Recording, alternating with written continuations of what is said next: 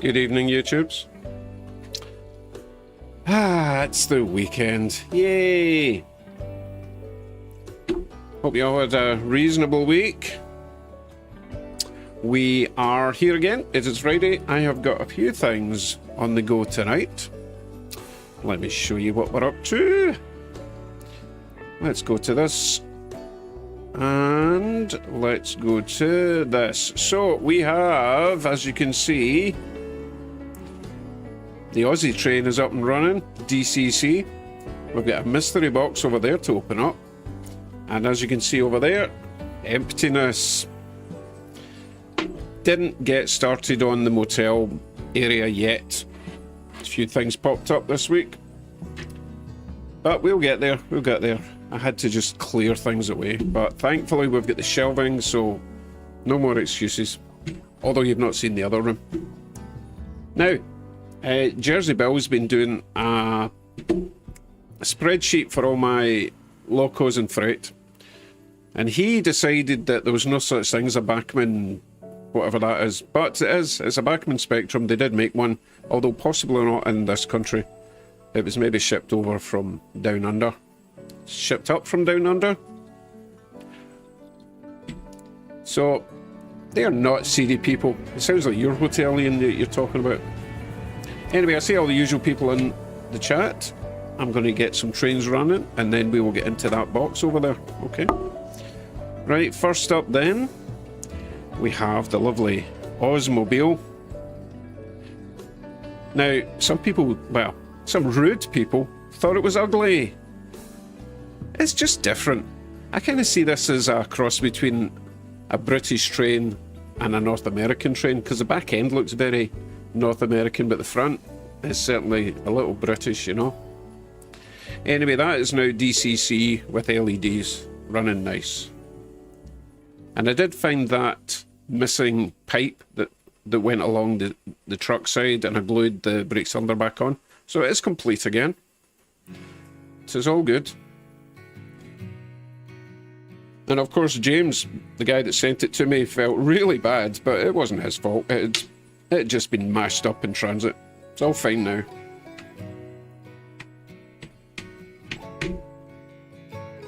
And I just got it because it was, partly because it was ugly, and just mostly because it was different. And I always like to have different things on the layout, right? As you can tell, I'm not exactly prototypical with my layout. I just get what I like, run it, and have fun. And we still have the little switcher down there. We'll get him going as well. Still get all the TH&B freight on that one. And of course it wouldn't be Friday the 13th without a gremlin. So of course I managed to stop him right on the points. So I'll go and give that a wee nudge and we'll get him going.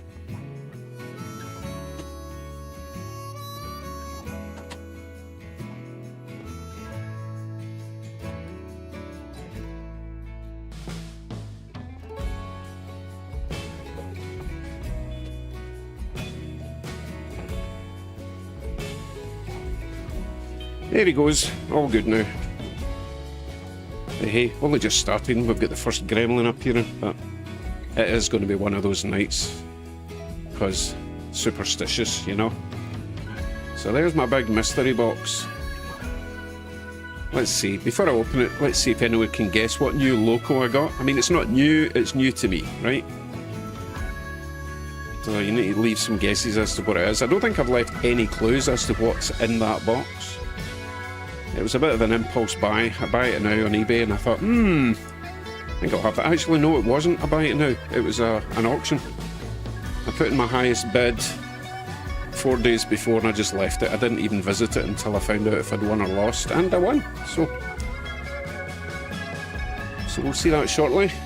Hello, Jack. Jack was here at like 3:30 in the morning because he's, you know, sad. But no, Jack, it's not a new CN. RD, it might be a diesel.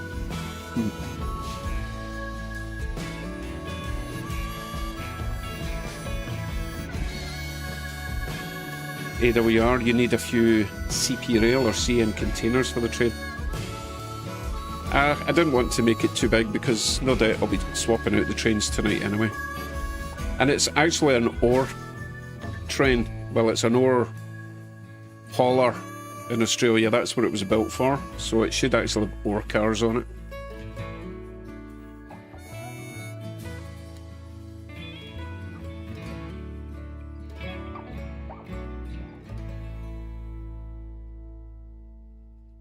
Shaky hands. Got my wife one of those hairdryer bath bombs for Valentine's. That sounds really dubious. I don't know what you're supposed to do with that. Ditch lights would be nice actually. There's plenty of space for them. Just use some micro LEDs. Shouldn't be too difficult to do. It was actually a really easy DCC conversion.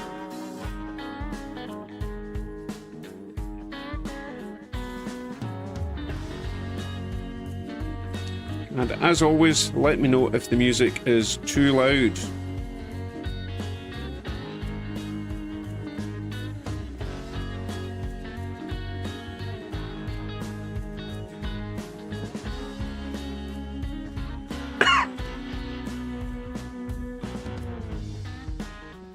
Wow, that area looks so empty, especially in this view. Look at all that space. No, I'm not putting a switching yard in there. That's where the town's going, before you all ask.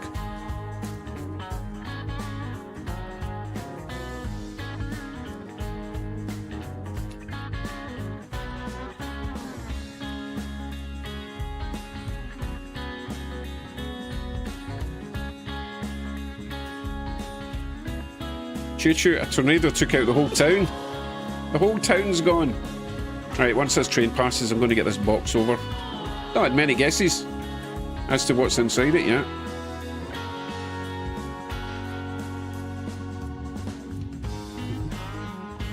Right, RD's got an idea for a replacement business for to replace the FedEx location. Right, let's get this over to the desk.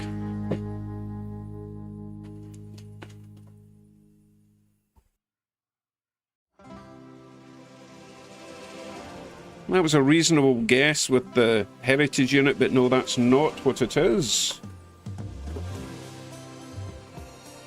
I'll get my spectacles on and we'll get into this, okay? Let's see, let's change it down to this view.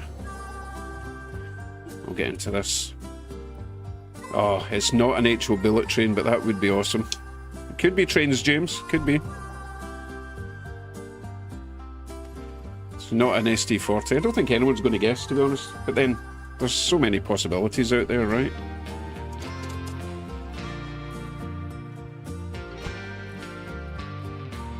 And all going well, if it runs, because it is DC at the moment, but as long as it runs, I will be adding a decoder to this. Not a Norfolk Southern.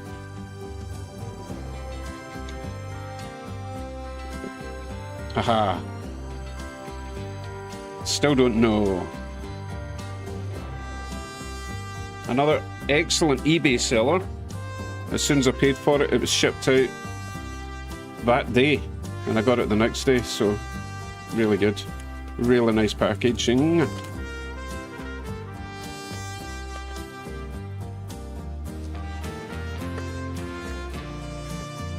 Don't worry, I'm not going to do a heat.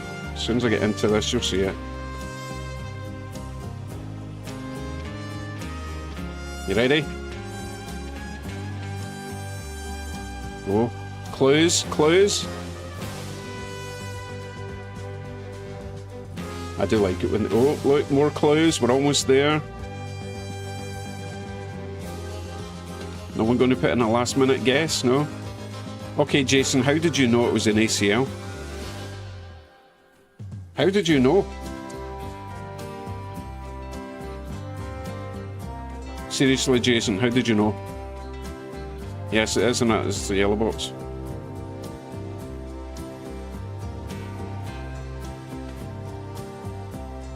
You know what?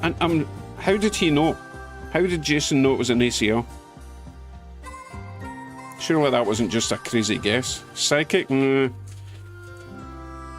think so. Oh, look at that. I'm such a tease. Totally not on purpose.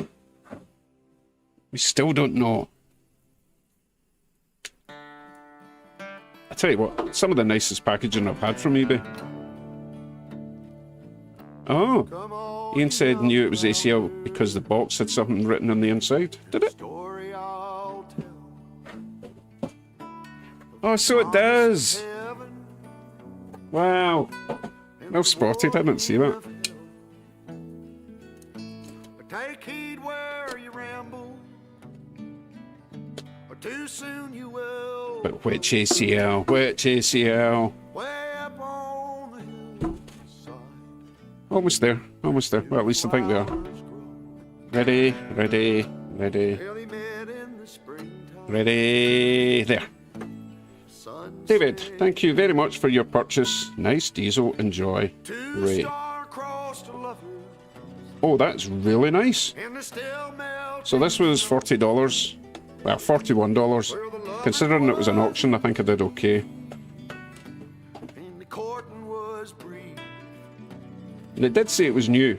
Obviously not new, but new old stock. And it does indeed look pretty new. Let me just zoom in. I'll move all my shrapnel out the way and we'll have a better look, okay? Yeah, I mean, $41 plus shipping, but it was shipped within Canada, so it was only like $15. And it was next day. So it's zero complaints. Well, the folks called it wrong, but hell, it seemed alright. Oh, that's cool. So it's actually got clear side number board marker things, so we can put bulbs in there. Bulb there, bulb there. I could even shave down those little nubs and get some classification lights, right? That's jolly nice. Wheels are a wee bit dirty, so it's obviously not brand new. But they're not filthy. That one there's a wee bit on the dirty side. But before I do anything, I will put it on the track and make sure it runs in DC first. Horns are there, everything looks good. Excellent. Of course, I don't have a B unit for it yet. So, that's what we're going to be working on tonight, while we're also running trains. Now, let's see, I obviously missed the chat already. Let me move this to there. 102 lovely concurrents on. Yeah, a bunch of concurrents viewers. I do believe, yes, it's an F7, but it's strange that it looks it looks longer than an F7. Let me just double check the box. It's certainly advertised as an F7. FP7. Not sure what the difference is there. I doubt very much the moonlight will work. Do you mean the Mars light? I've got a feeling that only one of those lights is going to come on.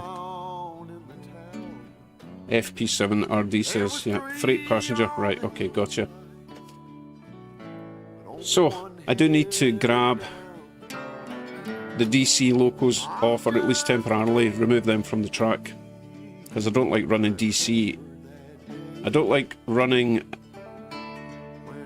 DC power through DCC locos, just in case, you know. It's just one of my things that I don't like to do. Oh, actually, I'll tell you what I'll do.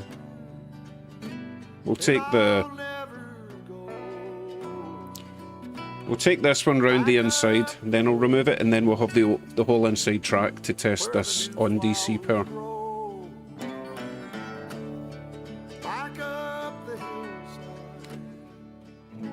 Okay, so RD says it's 4 feet longer to house a steam generator. Excellent. Presumably to keep the passengers warm, yeah? Jazz5267, question for you. As you know, I'm running S-gauge / scale track. What grade of ballast would be best if I wanted to try my hand at ballasting my track? So, I don't know much about S-gauge. In fact, I don't know anything about S-gauge. However, what I do know about ballast is... Let me just stop this train first. He needs to come off for a moment. What I do know about ballast is so far, I've learned go a smaller size than you think you need. So, for example, everyone thinks that medium coarse or medium ballast is good for HO. I've gone fine ballast for HO scale. So I would just scale it down one for the ballast. If you ever seen ballast in real life, just picture a mini figure next to your ballast, and if they could like hold it with one hand, then it's probably okay. If they need two hands to hold it, then the ballast is too big, right? Oh goodness, Speedy heard a thump in the night. That's not good. Well, thanks, Jeff. Here, look, purple train for you, Jeff. Get it up you. Okay, let me remove this Aussie train for now. Look at that, I've got a big empty space over there now. You can live there. I will just push that back a wee bit. And, oh, I need to go over there and remove that loco. Hold on a wee second. Because, of course, I need to no, I'm not crawling under a bridge. No, I'm not doing it.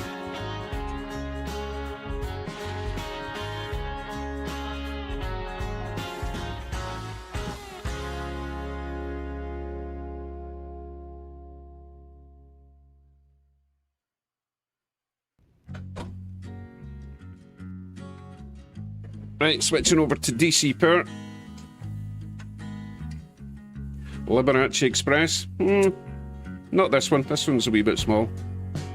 Anyway, let's get it. Yes, hobbies with Matt. I'm really happy with how it turned out. The Aussie loco looks great. It looks funky, but funky's good. I like something that's a bit different.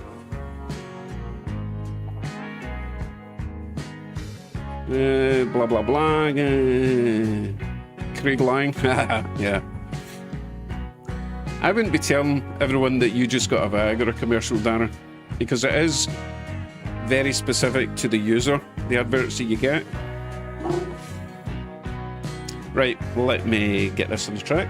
We are going to be on DC power. It is an Atlas. They're generally pretty good. They don't always like to be DCC converted though, which is unfortunate, but I'm going to try it anyway. Right. Power, please, and we're going in that direction. Here we go. No problem at all. Let's see how slow it can go. That's pretty good so far. Go for a wee blast. It's quite quiet as well, which is nice. Good start.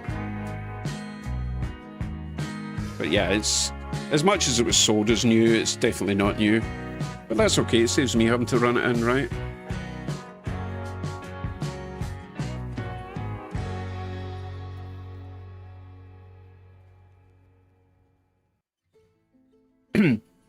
Jason, that's not what I was getting at. Yes, anything can be DC. Oh, I put it in the wrong track. Would you believe it? Whoops. Oh well. Oh well. It is Friday the 13th. Let me just shove that out the way. And let's put it on the other track. And I will remember to switch the switches so it doesn't smash into the TH&B.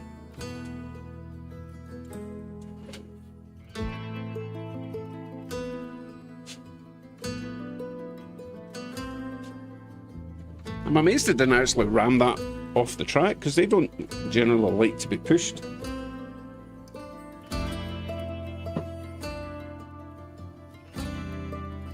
Okay, what I was trying to say there was, Jason, I found that the motors in the old Atlas yellow boxes, I don't know, there's something funny with the wattage in them. They convert to DCC, no problem, but after a while they start acting a bit funky. And I don't know if it's feedback to the DCC decoder or if the motor's getting overheated or something. That's just my experience. I've got quite a few Atlas yellow boxes. Did my screen just flicker? Naughty camera. But yeah, that's my experience with Atlas yellow boxes, except for those two Great Northerns that I got from James that seem to absolutely fine, so maybe it does depend just on the decoder.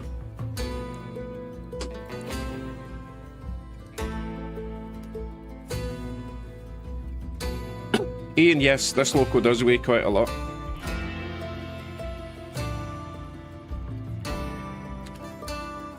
Good evening, Thomas Wagner. So once he comes back round, we will whip him off the track and we will start on the DCC conversion. I'm also going to change that music because it's a bit miserable.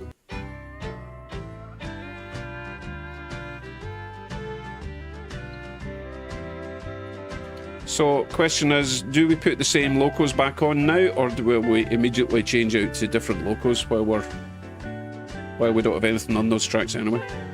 If so, let me know. Yes, music was a wee bit depressing. I think it's better now. Oh, let's go a wee bit faster with this train and see what lights come on, shall we? Yeah, so just the top light. But that's okay, there is room for more lights.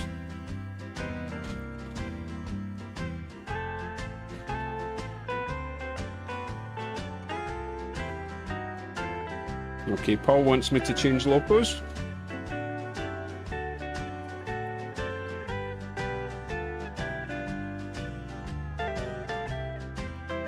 Latest on the N-Scale project is nothing at the moment. I've got to get just a little bit of scenic work done on the HO, then I can get stuck into the N-Scale. And I do have to get it done soon because I've got 3, count them, 3 loco sets on their way. And I want to be able to unbox them and actually try them out. And at the moment I don't have any N-Scale track. So yeah, I do have to get on with that. Right, so what locos are we putting on then? Why don't you do both, Paul? Just keep me in the background, or is it a separate room? Oh, this is going to be a horrible job to get these couplers off. Oh well. Got any coaches to go with the ASL? Yes, I do, HHC. I have got the purple heavyweights, and I've also got some silver with the purple stripe. I think I'll probably run the silver with purple stripes on these ones. Right, Paul wants any local. So basically anything except for what I've got. The Australian local will come back on later on because I'm sure we'll get a couple of Aussies in. Make them feel at home and all that.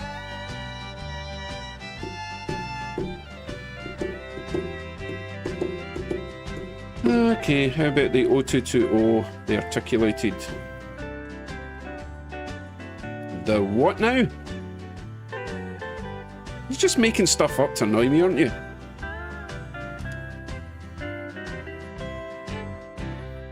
That's hilarious, Hobo Patrick. Can you see me laughing?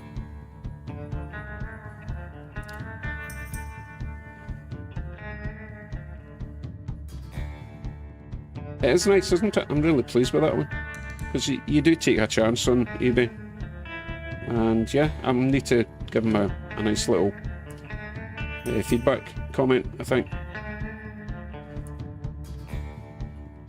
Alright, what's Ian asking? Something about the couplers on the underside. There's no way I'm going to keep up with this. Can I see the underside of the loco? Yeah, let me. Well, you'll be seeing it anyway because I'm doing a DCC conversion, but at the moment it looks like that.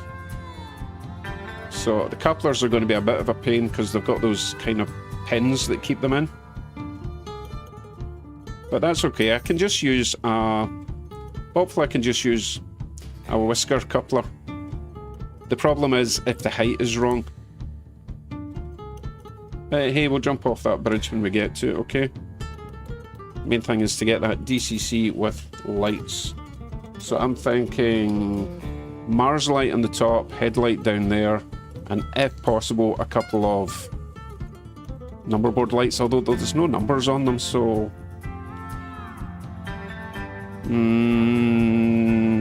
I don't know, it would still look nice even if you use a warm white LEDs in those. Let's see, I'll just do warm white top and bottom on these ones because I think the bright white would be a bit blue for this era, right? So we'll go warm white all around.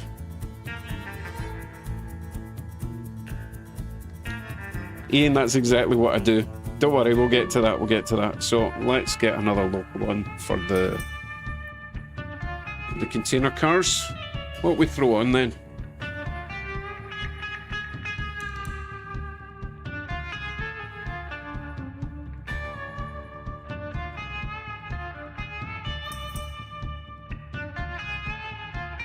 Okay, anything at all. Any local whatsoever, we'll pull that.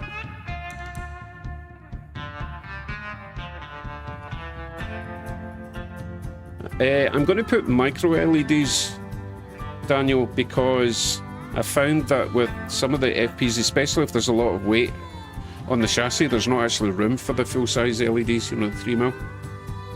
Right, any Union Pacific. Right, I'll do that.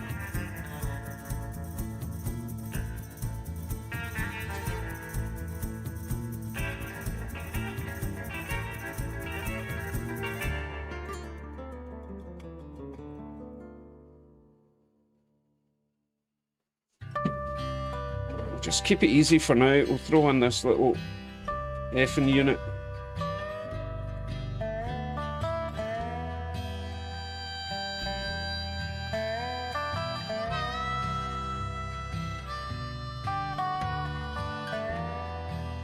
Sorry, sausage fingers got the best of me there.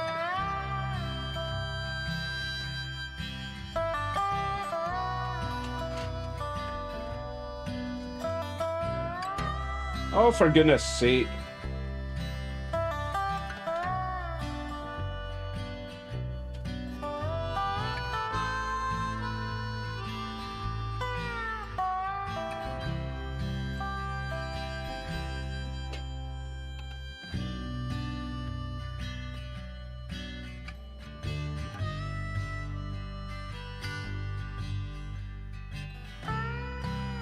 Hold on, I've forgotten how to play the trains. Local 1401 and go. Oh, I'm still in DC pair. Silly me. There we go. Well done, Jeff. Well done.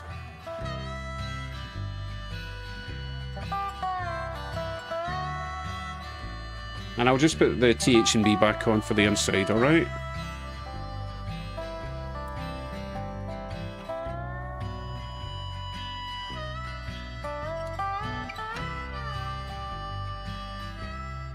Oh, I'm not supposed to be there.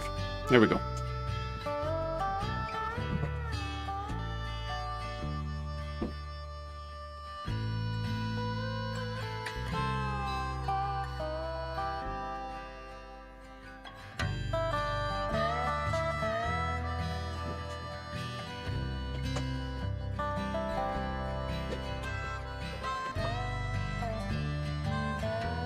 So I would have invited the guy who sent me the ACL to come and watch the stream, but when I looked at the rest of the things he had for sale, he wasn't really a train guy, so he probably wasn't interested.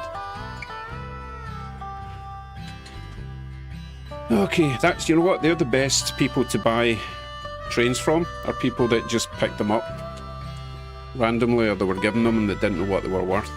Yes, taking advantage of them, but they're the best because they're totally honest. They're like, I don't even know if it works, I don't have a track, you know, so selling it cheap. So that's what we're doing soon. That's what we're doing soon. Right. Everything running okay? Can we start this conversion?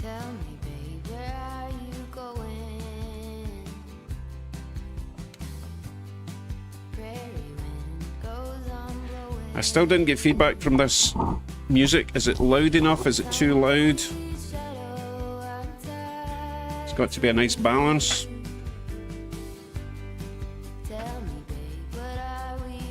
It's okay, says Daniel. Right then.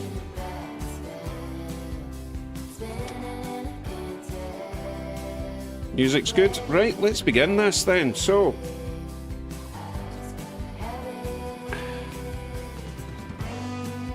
see what we're doing. Right, we need to get the couplers off first.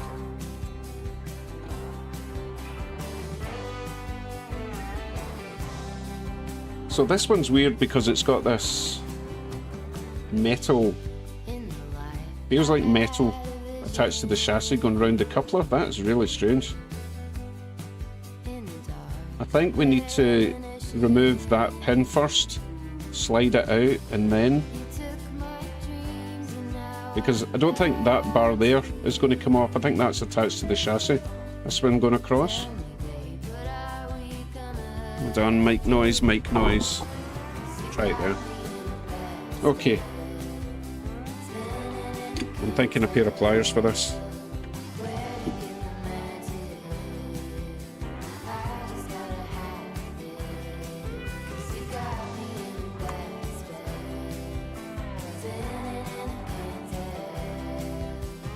So that's a plastic pin that I've just mangled. I thought it was metal for some reason. Okay, so that's what that looks like. Right. Don't worry, I didn't completely mangle it. Yeah, so that will slide out, so we don't need to take that bit off. I don't think it would have come up anyway. This is attached to the body. Don't need to remove that, but I'm going to because obviously I'm going to want KDs on it. Again, same pin. Didn't destroy it, amazingly enough. That will come out. Lovely. Right. This should just stretch the sides out and the body should come off.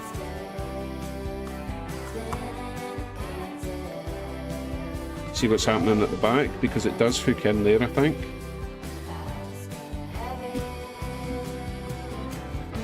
Oh, no, it doesn't hook. We're fine. We're good. We're all good. Right, here's what's underneath. Wow, look at that. We could turn that into a smokestack. It's crazy. Wow. This is quite different, actually. Very clean though, eh? Daniel, yes, the Aussie Loco is now DCC. Right, hands up if you've never seen a DCC conversion before. Because if everyone's seen one, then I won't talk too much and I'll just get on with it. But if people actually want to know how it all works, then obviously I'll take my time and explain it all.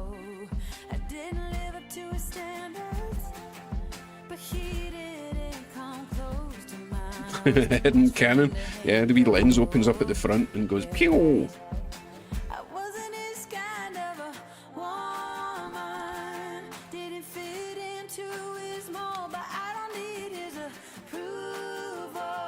Great Northern, I am using MRC Prodigy Elite 2, it's called, for now. One day I'll get my DCC EX system set up. Ed has never seen me do one. Okay. Right, see these black wires here? These are the front and rear truck pickups, okay? So those ones are the right rail pickups, those ones are the left. Goes into this distribution bar, so all the power from the left rail is going in there. Feeds into the motor positive, well actually motor negative, that will be going down there. That bar there for the right rail pickup somehow goes to the underside. It might even be chassis powered, but don't worry, I'm going to be removing this plastic thing. So let's fire up the soldering iron, get my little extractor fan on because I'm clever, me, and I'll start dismantling this thing.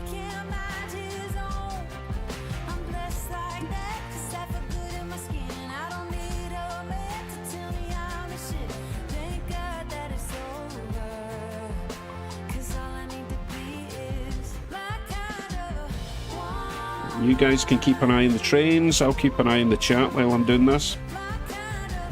And hopefully everything will go peachy. I like to put a bit of this nitroflux on the solders, just get them excited. They come off a lot easier without too much heat.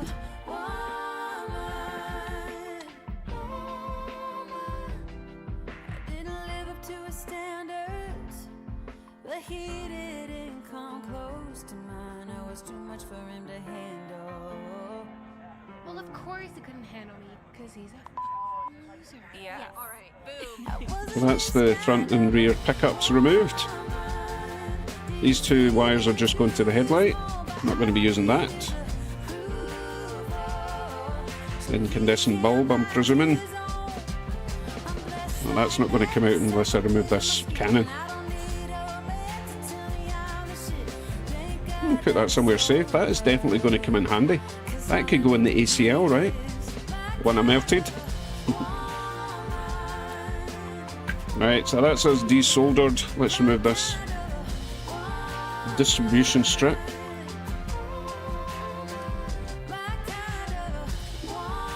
Don't need that anymore. Although, we might be able to use this as a platform for the decoder. So that would be the pickup for one side of the motor. Now, I know it's red, however, that power was coming from the left rail, so technically that should be black. It's kind of annoying when they do that. So we do have to get to the underside of the motor. Let's just figure this out actually, how it was getting the power.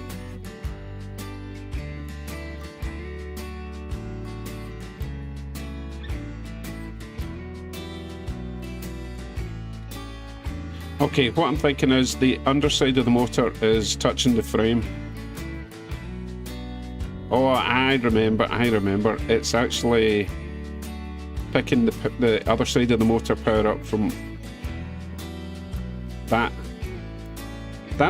terminal there is isolated from there, okay, but on the underside it's not isolated. That's how it works.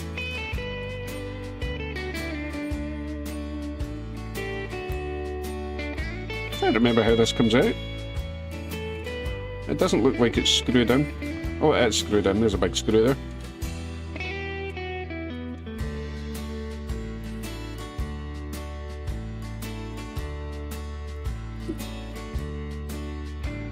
Now the motor will come out.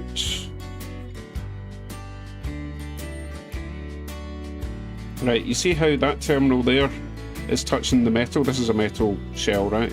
That's touching the metal there. That one is isolated from it. Okay. So I could actually just flip it around instead of having it that way. I could have it that way, but whatever.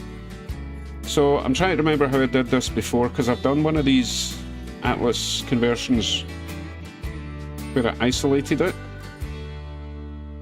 Oh, I need to try and remember, because I can't just put an isolation strip down there, because it's got a metal screw going from the bottom through the chassis to that, so that would negate any isolation I put on it. By the way, how small is that motor? That's pretty tiny. Nah, whatever, it worked fine, it will do. Right, I'm going to just take a wee break and try and remember. I might even look up an old video to figure out how I did this. Let's see. Oh, I tell you what I can do. Duh. If I put that back in there, screw it back in, then that's... Yeah, all I have to do, right, is get a wee screw for this side with a wee terminal. So one side would be positive, the other side would be negative, or positive, negative. That's all I have to do. Because what do we decide? The left rail is picking up power through the chassis anyway. Yeah, easy peasy. I do need to find just a little copper tab with a hole in it to screw that in, and a screw obviously. Okay, I'll take a wee break from that for now. Just let that data sink in. Right. Turn my wee fan off for now. Right, did I miss anything? Gary's end is buffering. That sounds painful.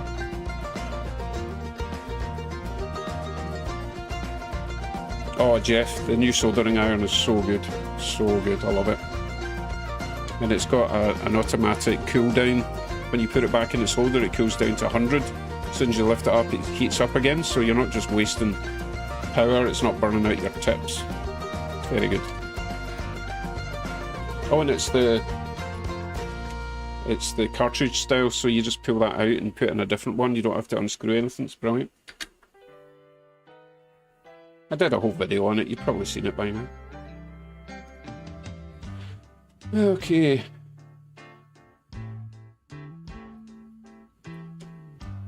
I need to dig through my box of bits. So I'll go and dig through that, find the part I need, and we'll come back to this, because this is a relatively easy install. Once I decide where the decoder's going to go. I think I've got enough room in the shell. Oh, it's there. Yeah, I'll probably glue the decoder to the roof. At the back. Yeah, that's probably ideal. Yep. Solid plan. Okay, let's switch out the switcher for something, shall we? What we put on instead to go around the inside loop.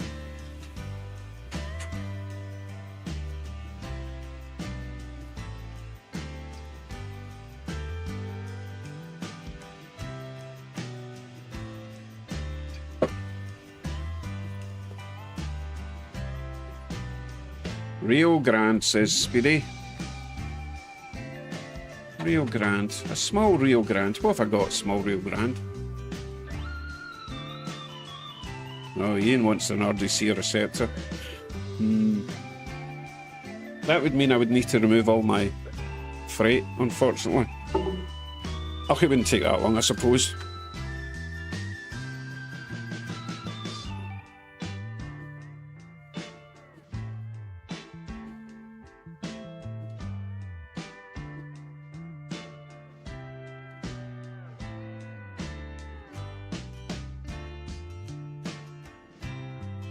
What's the smallest Rio Grande I've got? I'm trying to remember now.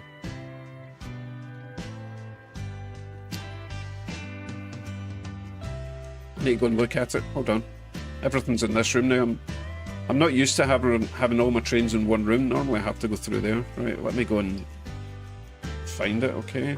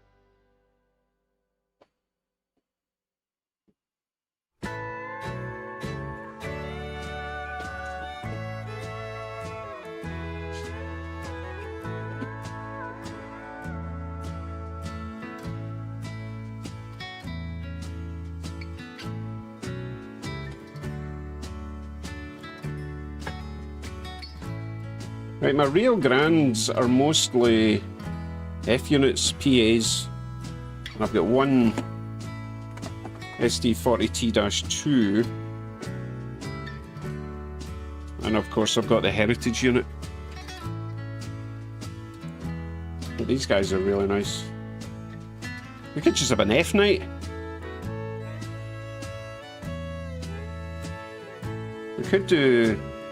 Oh, we could do a nice little passenger train, couldn't we? I didn't even know I had 3 of these. Oh, this is a dummy. So, how about we do a ABA set with some Rio Grande passenger coaches? How does that sound?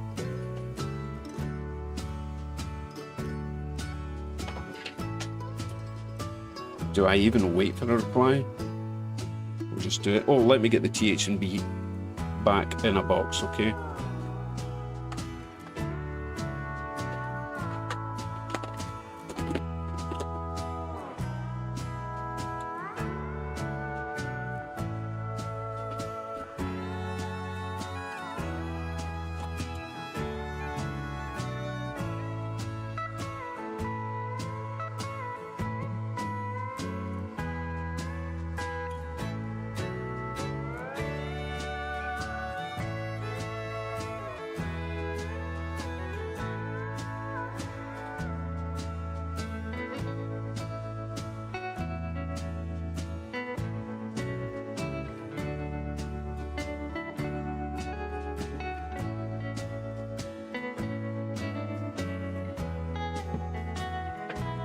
I am trying to remember if I have a Union Pacific FB unit. I don't think I do.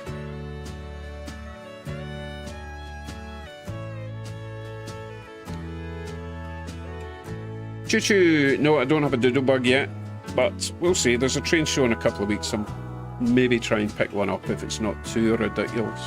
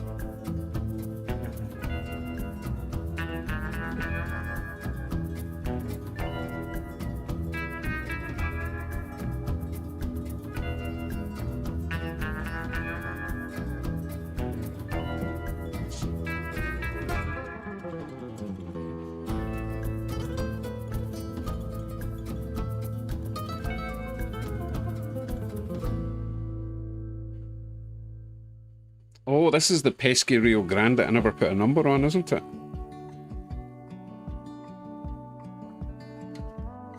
So, number one, apparently.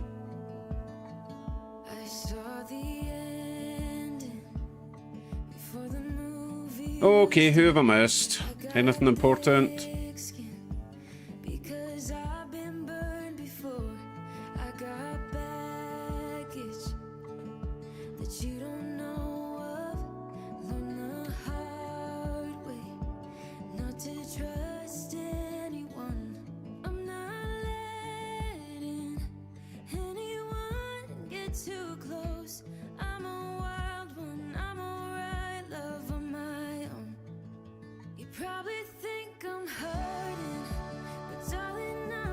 I do need to check the coupler height on the first loco. I think it's a little bit high. And whatever that was.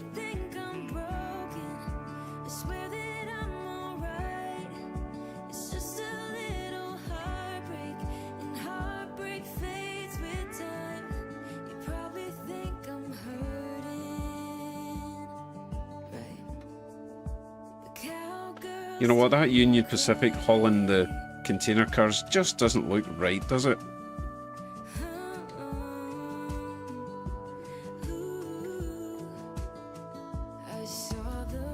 Huh, the coupler height doesn't look too bad. We'll let it go. So that B unit looks really scabby, but I kind of like it. Just looks well used or well abused. It's not a B unit, it's a dummy.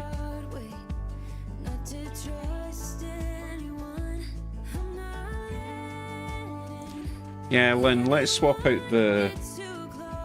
I don't know what to swap the freight out for. You know what, let's just run it as it is. We can swap out the F unit for something later.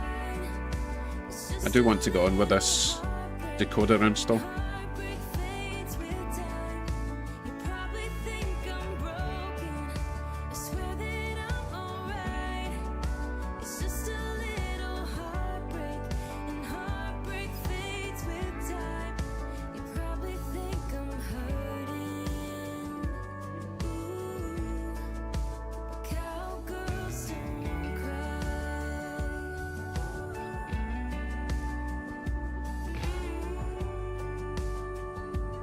I don't know, I'm not liking that. It's just not doing it for me.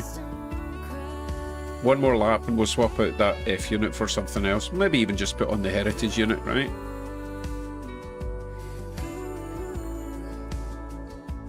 Okay, let's get back to this. Oh, I haven't dug through my parts box. Oh goodness, forget that. No, I'll come back to that in a wee sec. Oh, we've got a squeaker out there somewhere. One of the passenger coaches. Anyway, one job at a time. Let me get my little box of bits.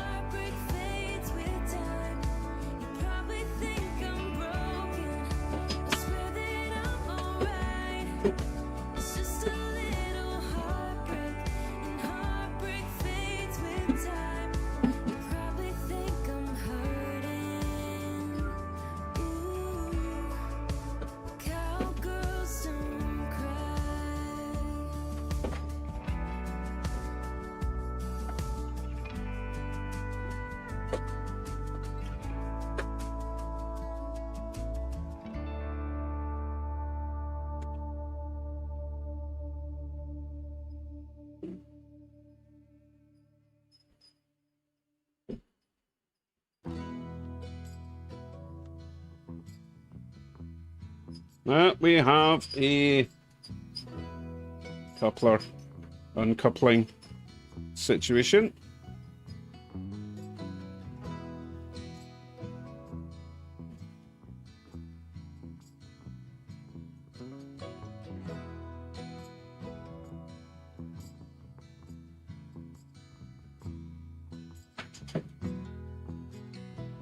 I think it might be the coach that's a bit high, but bring the locos back and see what's going on.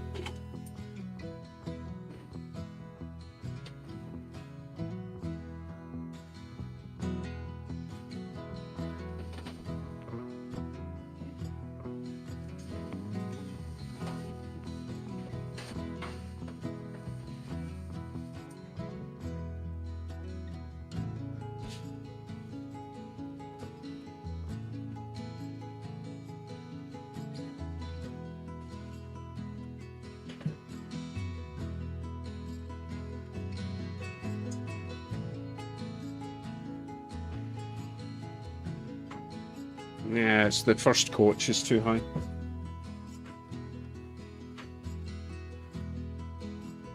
Side project. The problem with these McHenrys is they are not exactly adjustable. So what I'm going to do is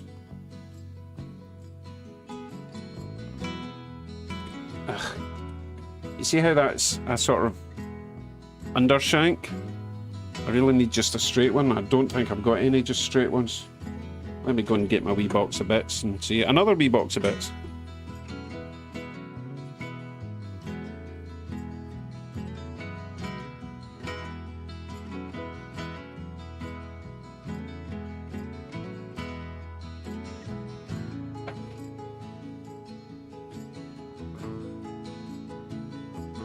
Okay, let's see what we've got. So I need a shortish or a medium length McHenry, but without the head being up there, right?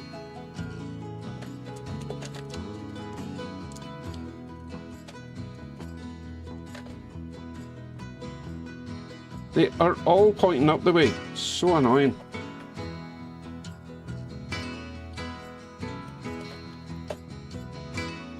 What's that doing in there? That was a gift from Steve David that I've never put together.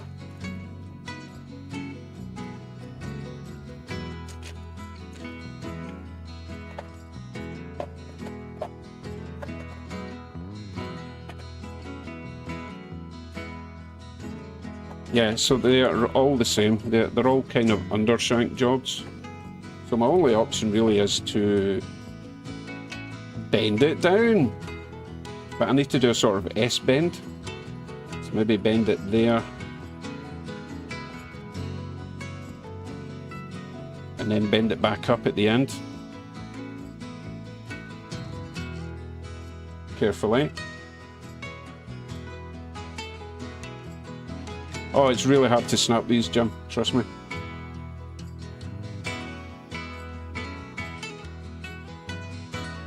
They're kind of bendy plastic. So, you see what I mean? We've got a bit of an S bend going on there. Need to bend the head up a wee bit. Try not to mangle the spring.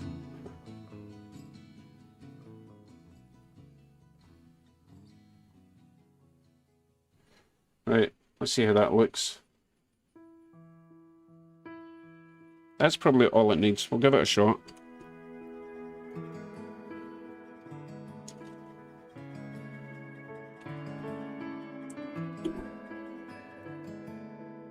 Oh, the spring's come out. Hold on.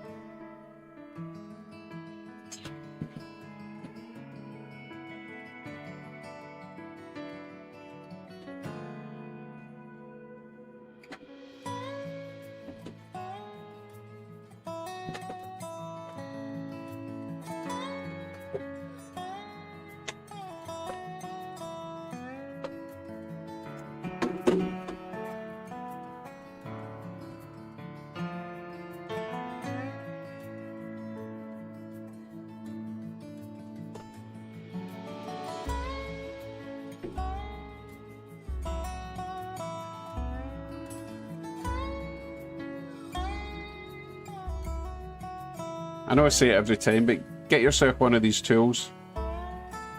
They're so handy.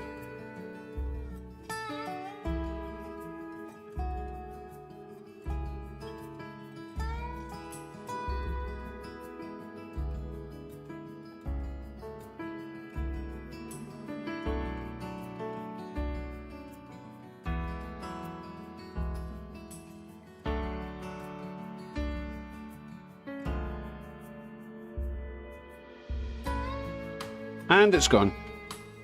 Don't worry, I've got spares.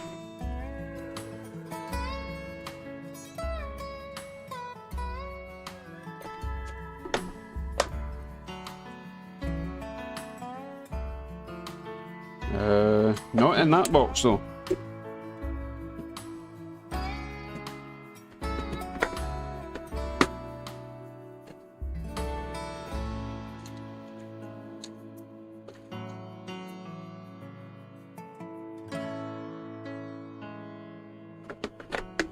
Yeah, I brought a pile of springs because no doubt I'll lose the next one as well.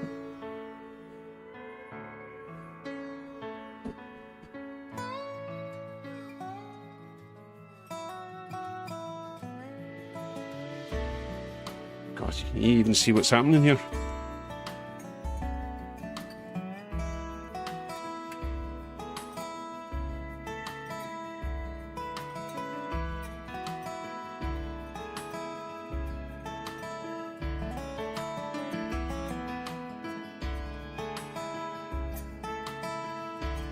There we go.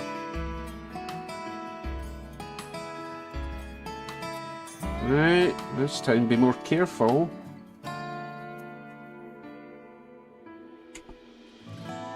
And the spring fell out again. What is going on with this stupid thing?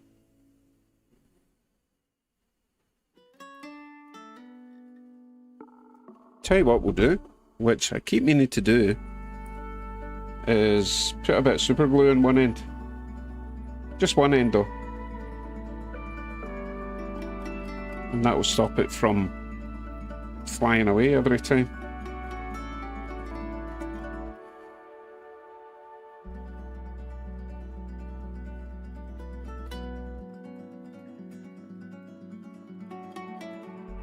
Okay, that's plenty.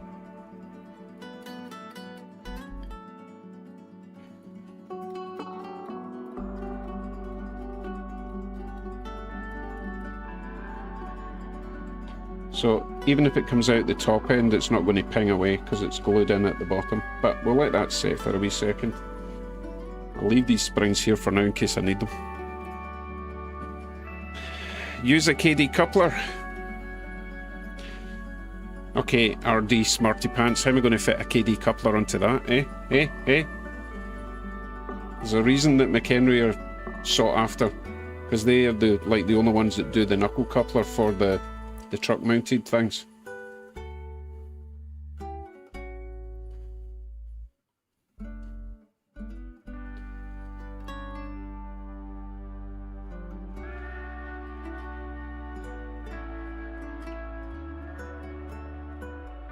Right, I'm going to swap out the F7 Union Pacific while we're waiting for that glue to set, alright?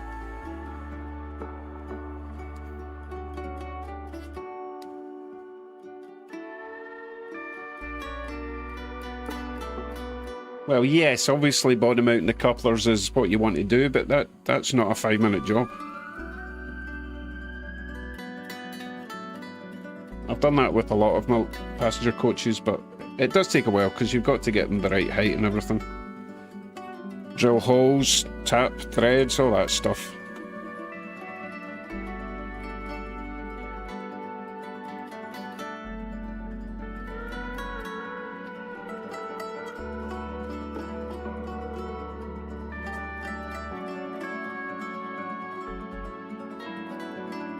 Yeah, I think I'll just swap out the Union Pacific for literally anything at this point. It's not me that's picky, it's the track that's picky, Jim. Don, I don't have a Camelback. That was a job I did for Danny. He's got it back again.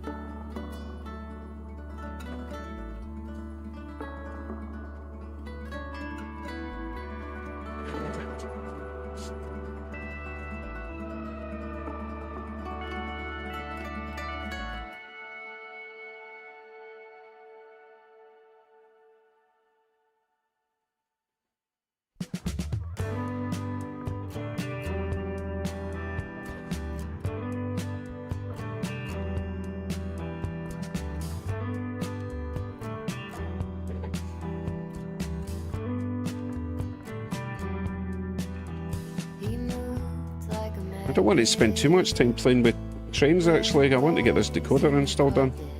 Not even started yet.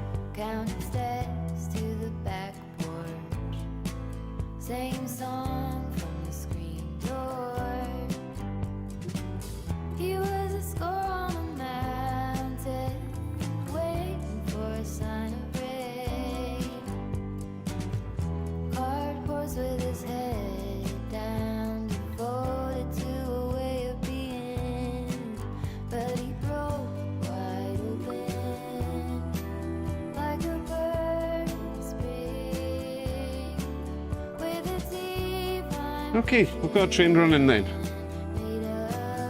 Choo choo.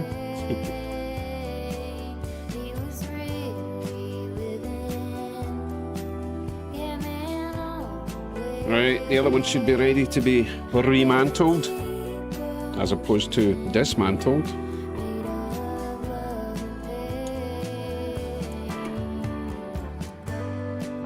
And we'll get that back on. Hopefully the height should be fine now.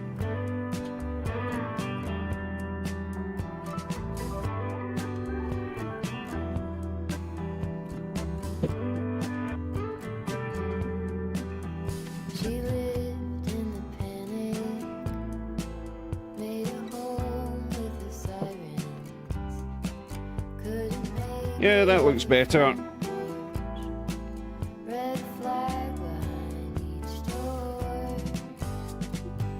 She had a scar like an aspen, golden by her age. Okay, off you go. High horse with her head back, the Off you go. boat should have been. Wow, gradual start.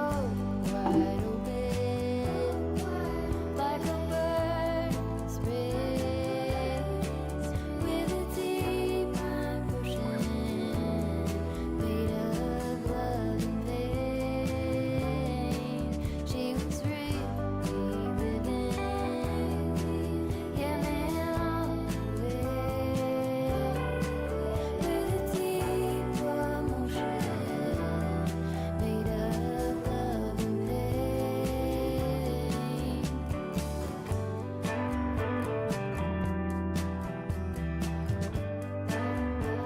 I can put those little springs back before they become Hoover food.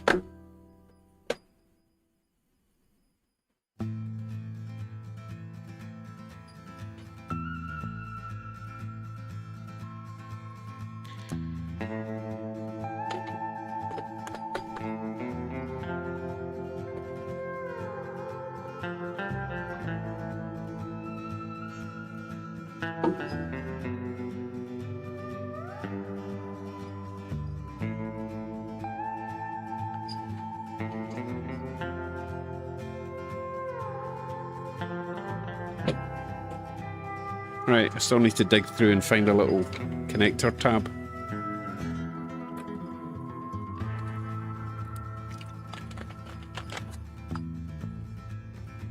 Oh, and a little screw.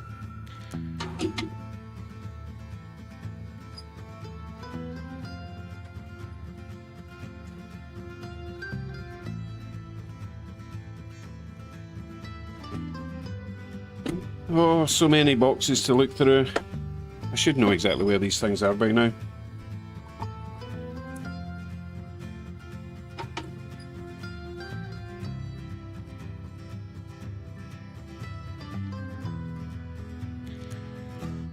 Nope, nothing in there.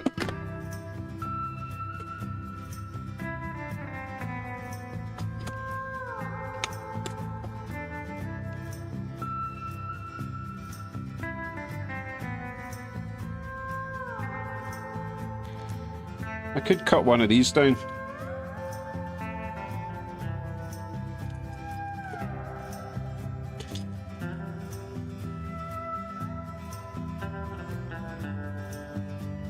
It's probably the easiest option. Cut one of them in half, and that can slide in there. Put a screw in it, and that's my connection, because I can't solder to that.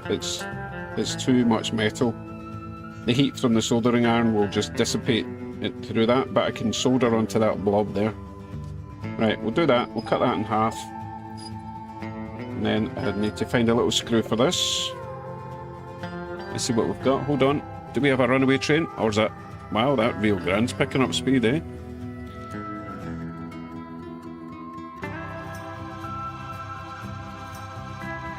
Right, let's take a guess with the screw we need. Oh, or we could compare it to the one I took out.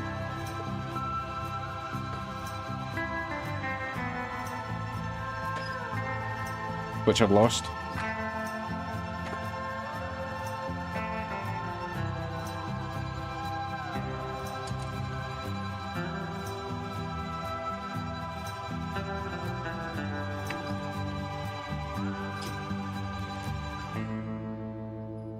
One screw for the bottom. Oh, right, they are the same. Right, okay. Oh, wait, why don't I just use the screw I took out then? What a numpty. Why did no one suggest that?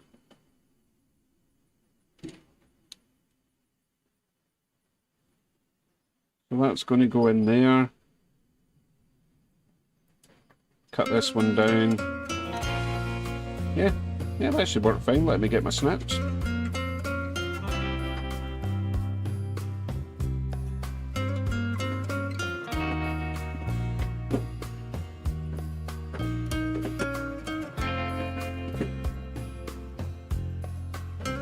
Use my gigantic bolt cutters. Work smart, not hard.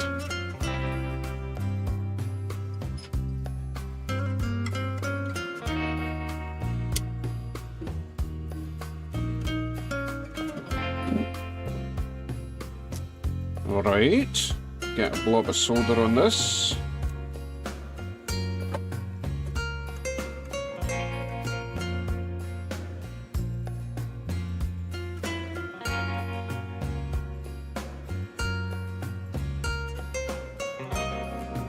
Tell you what, that Rio Grande makes a fair old noise going round that top bend.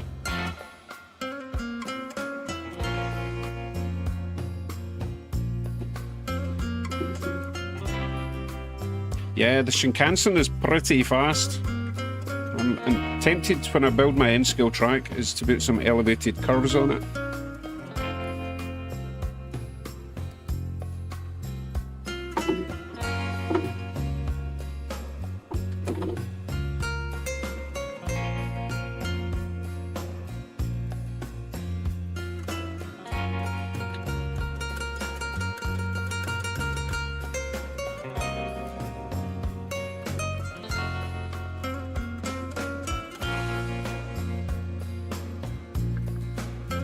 We're all blobbed up, lovely.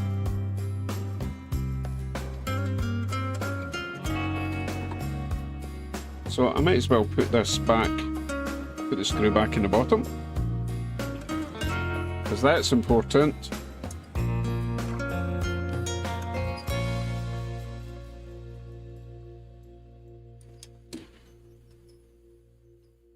This is still going to be hot. Don't be tempted to touch it. Just leave it alone for now. Might as well dig out a decoder. It's one of these jobs that's surprisingly fast when you stop faffing about. Yes, James, a screw in the bottom.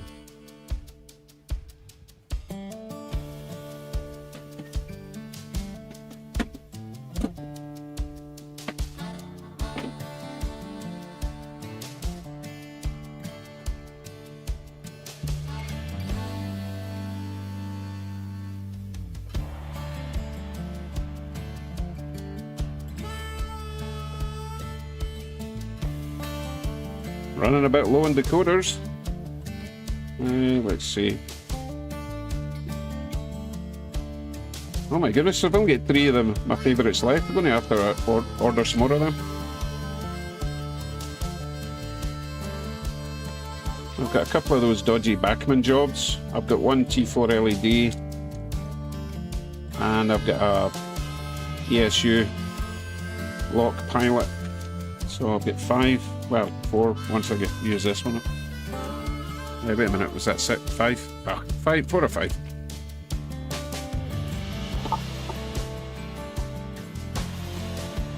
Right, that should be cooled down.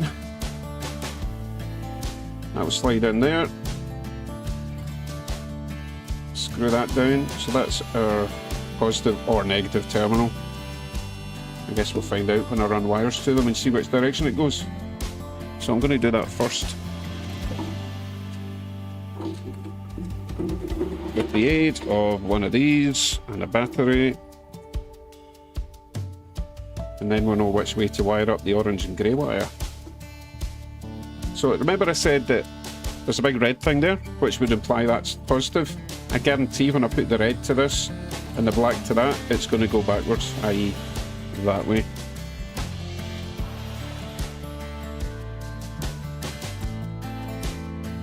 Or it's not going to do anything. Probably because I jammed the drive shaft when I put that screw in. Let's try that again properly.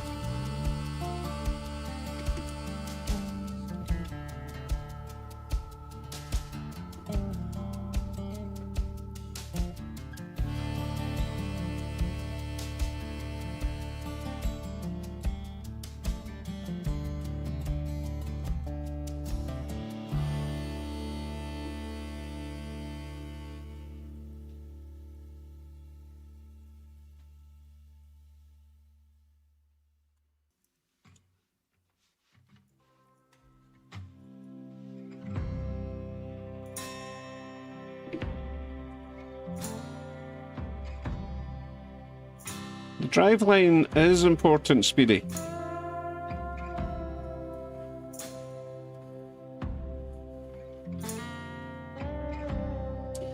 Okay. Instant replay. I guarantee when I touch the red to the red and the black to there, it'll go backwards.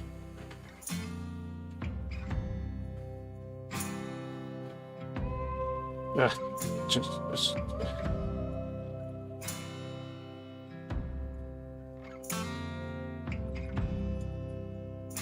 There's obviously not enough power in this battery. What's going on? Do as you're told. Oh, I'm just going to... I'm going to solder it on. It's being a pain.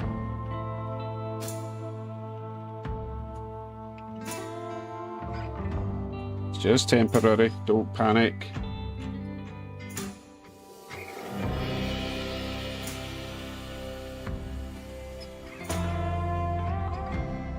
Yeah.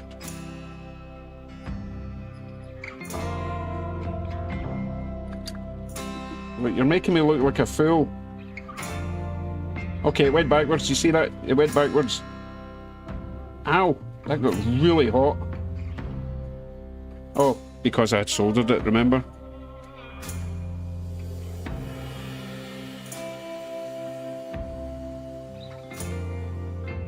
Anyway, it's going backwards, so my point is that red is not red. Red will be grey. While we're at it, I'm going to put a blob of solder on there. Stay ahead of the game and all that.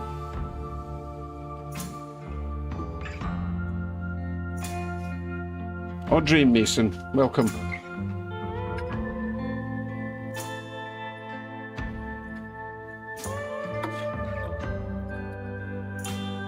Right, let's continue. I don't actually like installing decoders on roofs.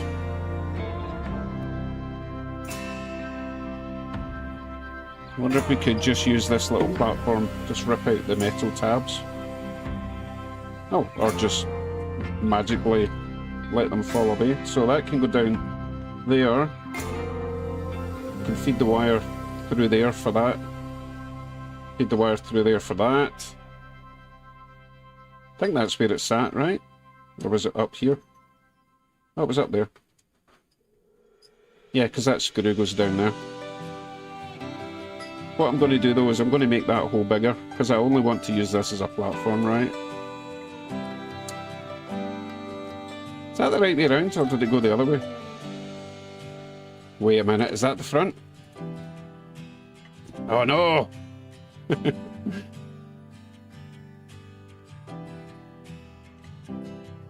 have sworn that was the front. Pretty sure that's the front, right? Let's find out.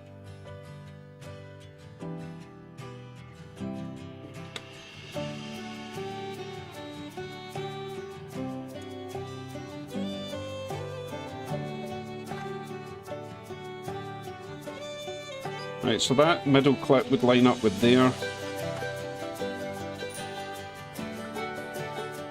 And it definitely wouldn't line up with there, so yeah, I was right, that's the front. Anyway. Oh yeah, the Canon thing would normally... I'm not going to be using the Canon because I'm going to be installing two separate micro LEDs. But at least this will tell me where it's supposed to go, right? Alright, so it goes away up there. Right, okay. Alright, so that's going to go there. I'm going to make that hole bigger so that it can just sit around this connector.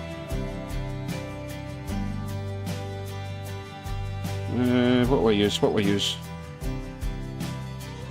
Big scary knife. That's what I'll do. Probably not the best thing to do. Actually, no, I'm going to hurt myself if I do that.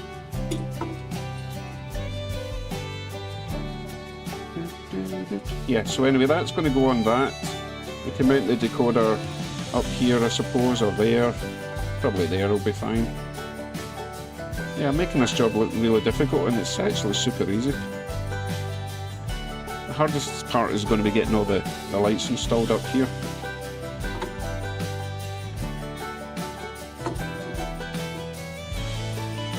Yeah, it's just a channel for the light, but it looks to me like it'd make a perfect chimney stack for the ACL that I melted, right? Put that down the inside. 3D print a new funnel. You can do it that way. It's not a bad idea actually, because then I'm not going to get overflow if I put it down that way into the smoke unit. I'm just going to get a giant drill and make this a bigger hole. No, there must be a better way to do this. You'd melt it.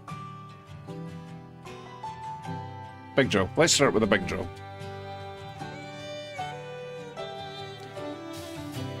Ward, I did think about putting the screw through the top, but that would mean that the plastic is pushing against this, and I don't really want that as my power source. Plastic pushing against that to get a good connection. I want that tab securely screwed into that.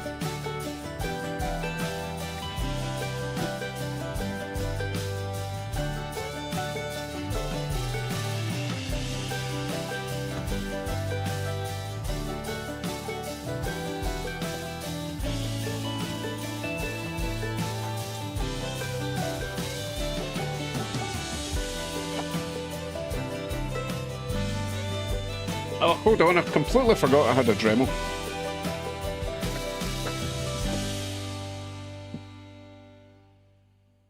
I can just carve a wee hole with it, right?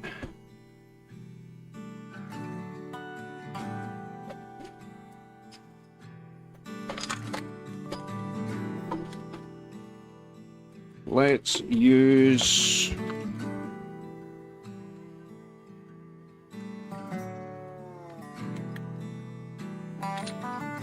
use this one, I think.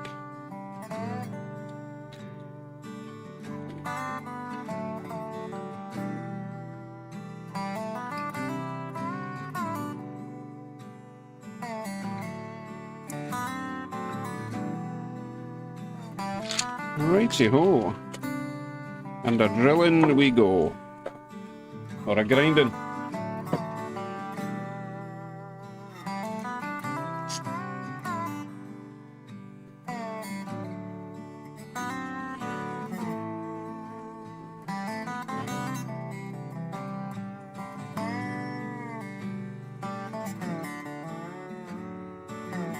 More power.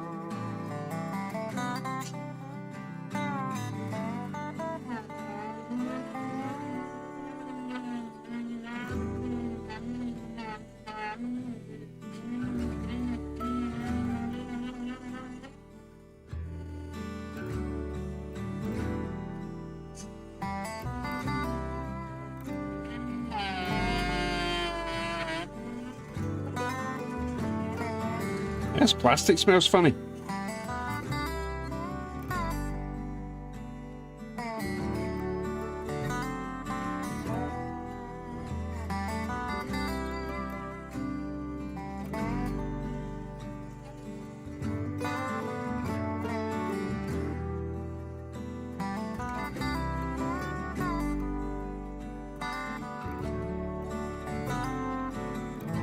And we're back at the dentist.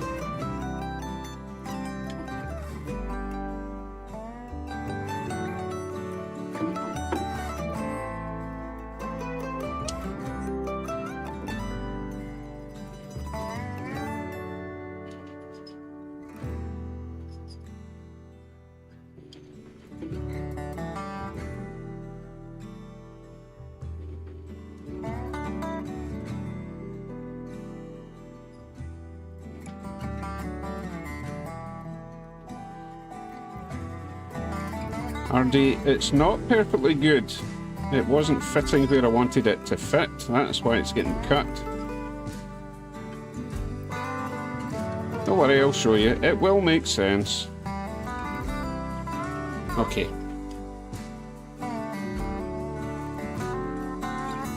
Okay, that's why it was getting cut. Tell you what, I can't believe I cut the perfect shape. First time, eh? Okay, you happy now, Ed?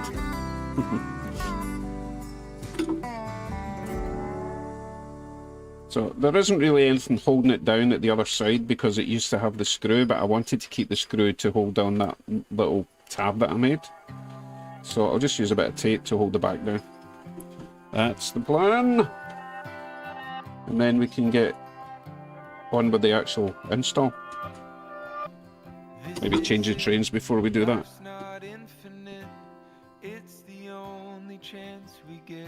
I'm not destroying it, I am recycling it, Jim. Why are we waiting? Will it click? Looking for the next new fix. Is this the new kind of sick? Why are we waiting? Oh, it's that one track we all hate. Let me change that. They say they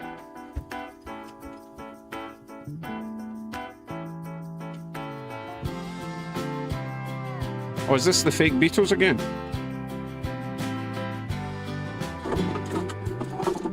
It is.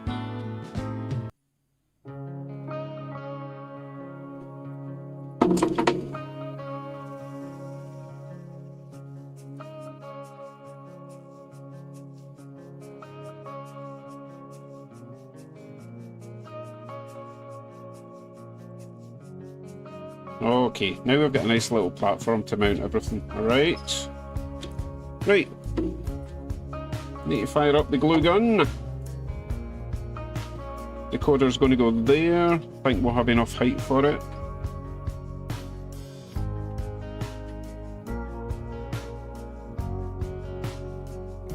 As usual, I'll glue it down. We'll try the shell on, make sure it works before we continue, alright?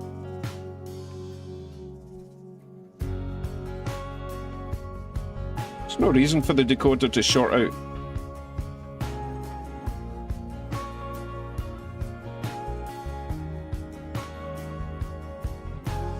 Anyway, while I'm waiting for the glue gun to heat up, we will swap out a train. So it's time for the Union Pacific to be removed. Quite happy watching the Rio Grande going round. It's a pretty train, I like it.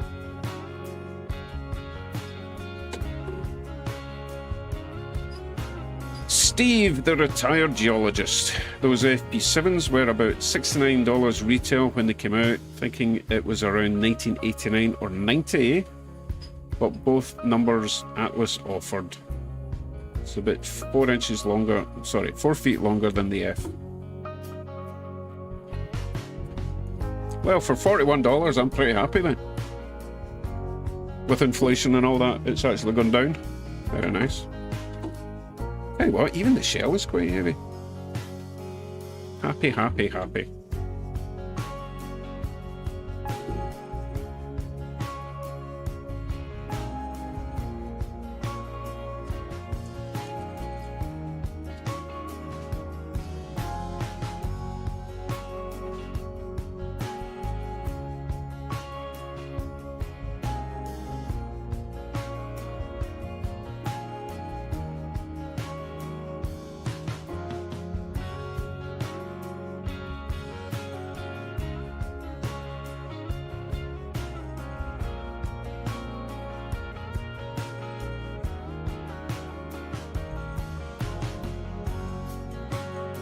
Right, as I say, I'm going to swap out the Union Pacific.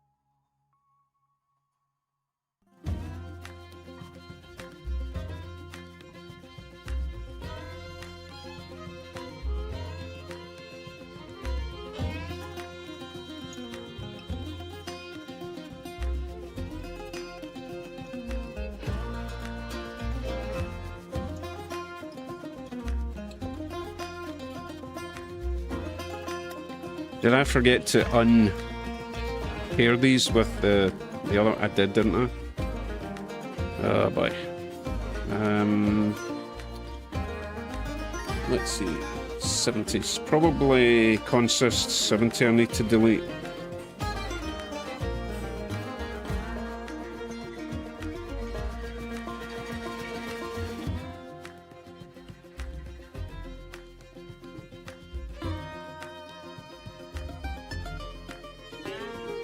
Let's see if that worked.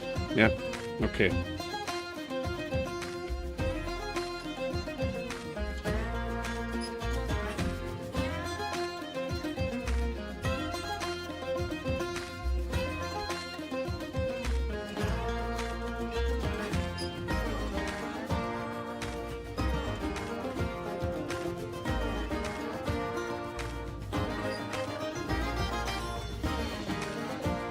Right, should be good for a few laps.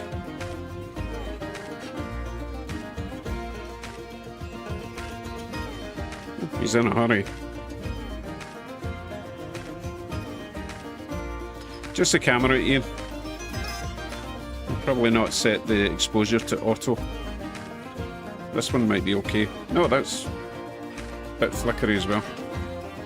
Yeah, just a refresh rate, unfortunately. And it's only that loco. Well, there's a few locos that do it, but that one's bad for it. I switch off the ditch light so I don't give anyone a seizure, right?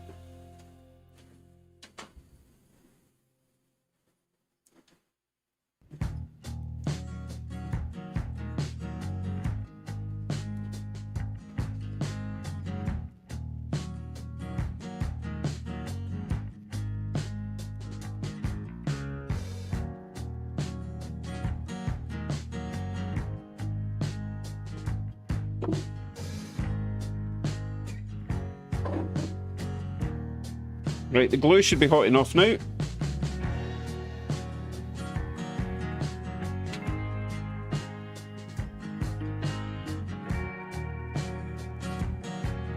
So I'm going to stick the decoder right there and then try the shell, make sure we've got room for it, okay?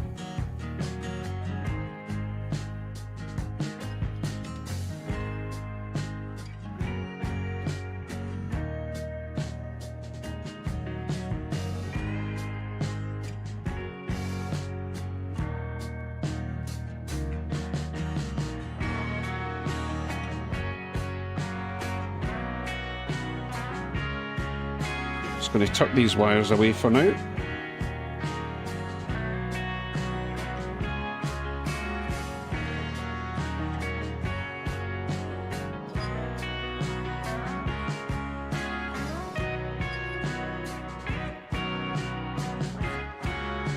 Right, hopefully the shell will go on without any issue.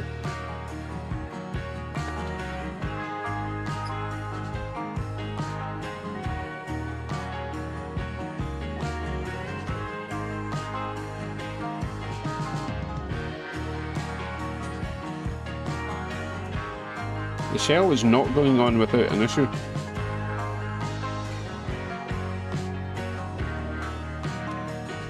There's no way it's hitting that from there, it's got miles to go down.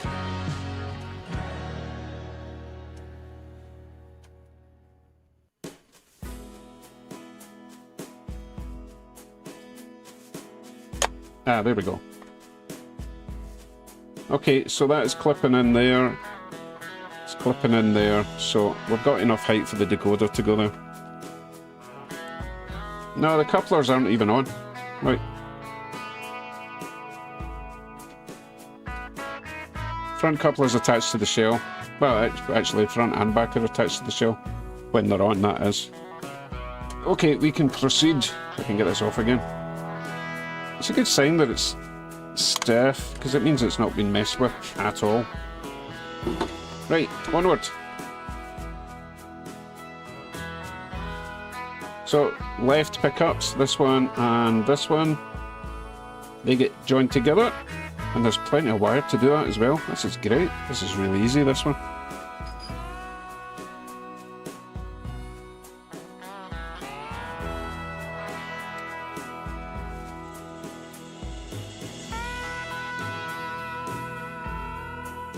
So So that's my left rail pickups.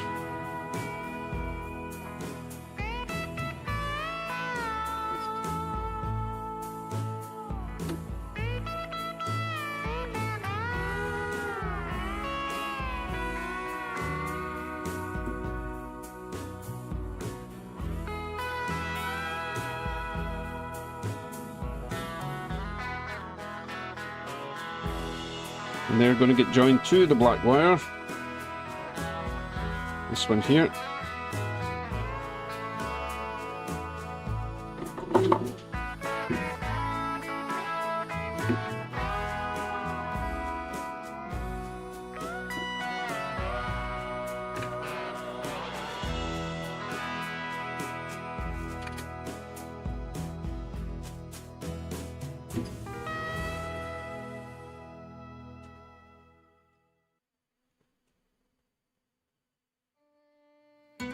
Heat shrink tubing, always. Oh, where is it? Where is it?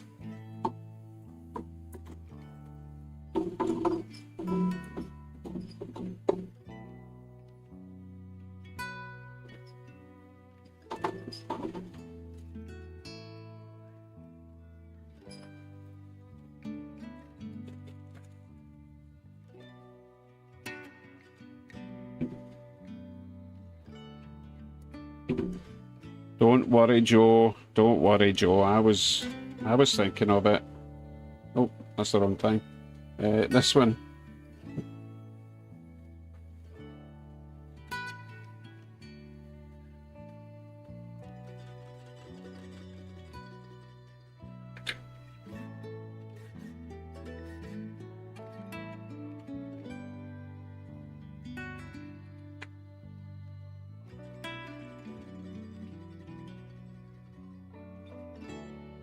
That's our two left rail pickups going into the black wire, okay?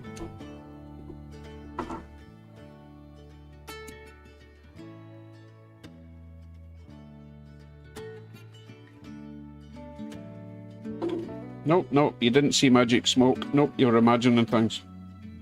Okay, the two right rail pickups, get them joined on the same way. They're going to be going to the red wire of the decoder.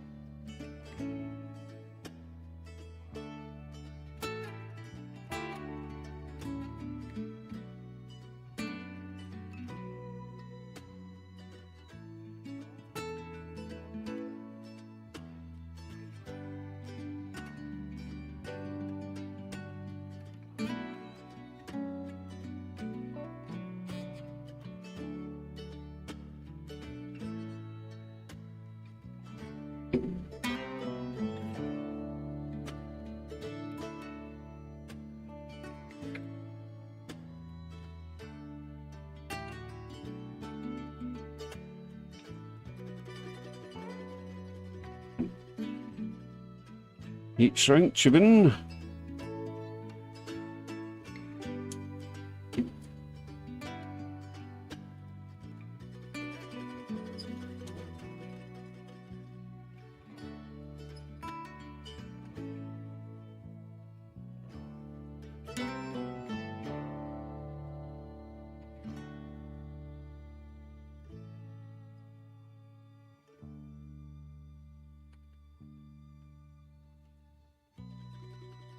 So that's all the power coming from the tracks going into the decoder, left and right rails.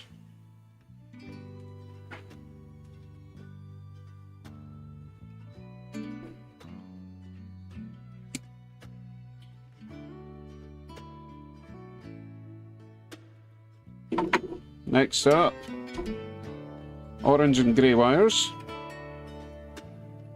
So we've decided that that is not the positive, that is a negative, so that's a grey wire. Nice short journey for that one to there.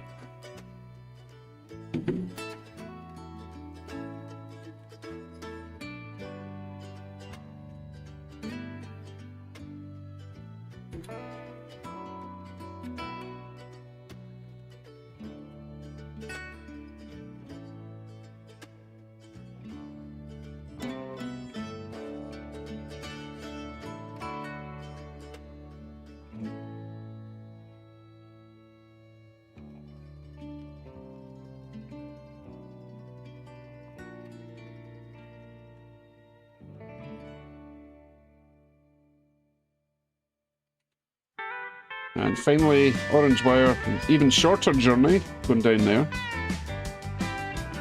I'll leave it a wee bit longer though. Double back it in case I mess it up.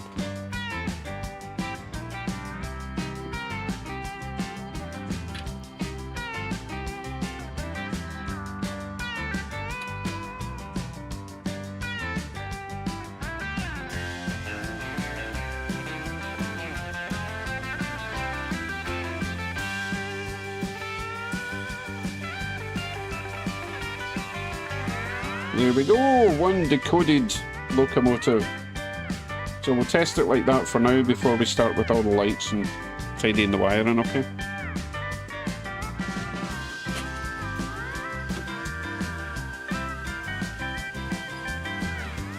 Right, I need to shut down, let's see, which one will we try it on? Oh, we can just try it on the siding for now.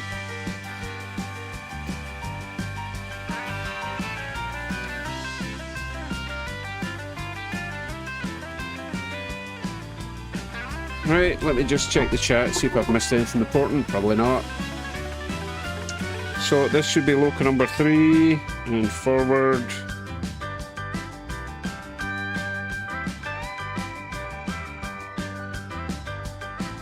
A wee bit jerky at the moment.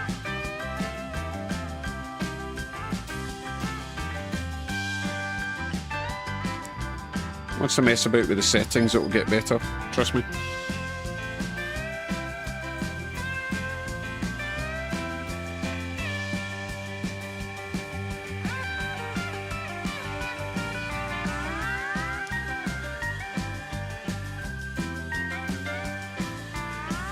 So while I've got it in this position, I will change the address to... Oh no! Atlantic Coastline doesn't have a number.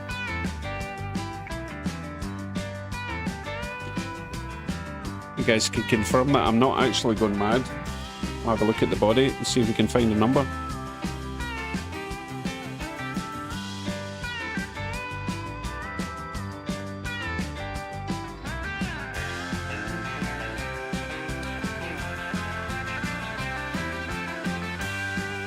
Oh, there is a number, look. 893. Okay, 893. In case I forget. Right. Okay, so program main address 893.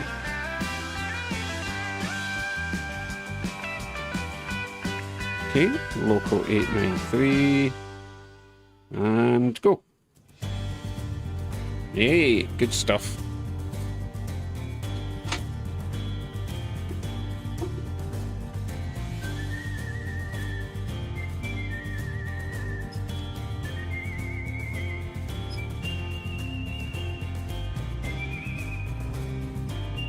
I'm going to change a couple of CV settings while we're at this stage. So I'm going to try starting voltage 0, accelerate 20, decelerate 20, TV 255, and go.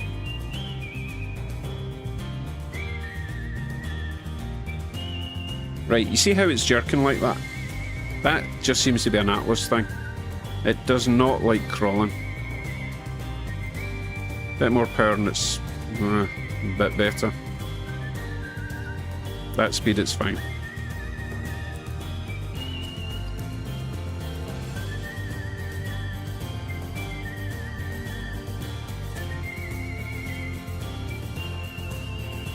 It possibly is a 3-pole motor, actually.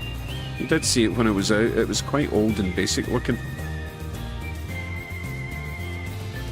You could always upgrade it in the future, but it's fine. Okay. So far, so good.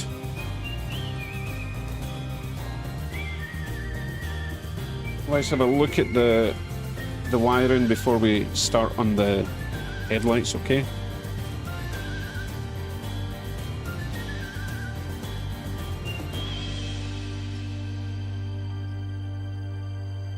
Okay, what do we have? We have lots of mess going on here. Let's move these out the way. We can tidy these up because they're finished with.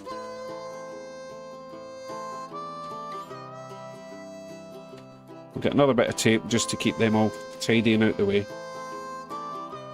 Power in and out. No, Flymo, it is not a split chassis. It's a solid chassis. You can tell that from the bottom. It goes all the way around.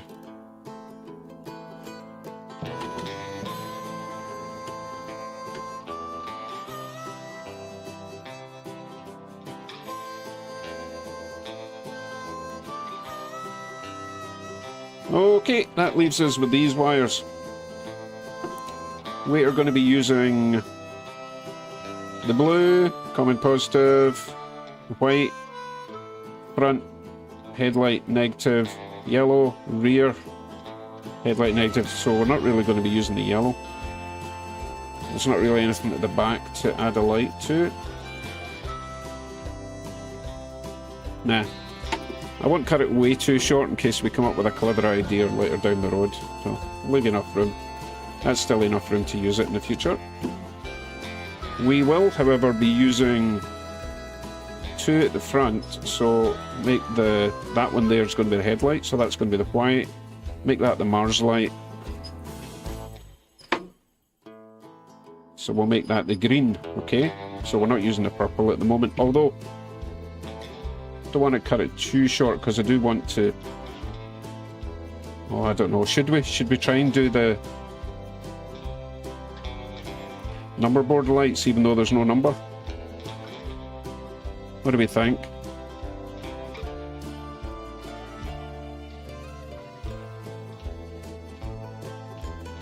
Well, you guys aren't even talking to me anymore. You're just having a conversation in the chat between yourselves.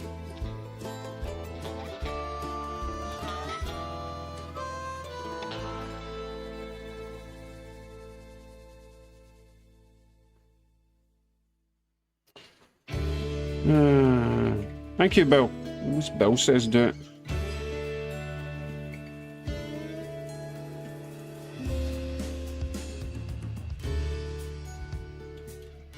Still undecided. I think there is enough room to put in a 3mm bulb at the top, but then that one there's going to be just hanging about. I think I'll just go micro LEDs.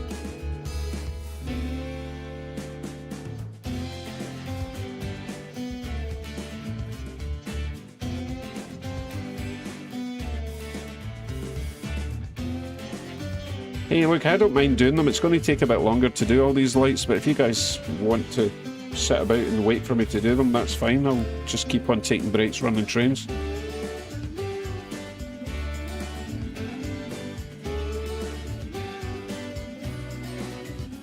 Okay then, so I'm going to be using headlight, green is Mars light, purple is marker lights. Okay, so I'm using those 4 wires. Fine, right, let's get at it then. Let me dig out some micro LEDs and resistors.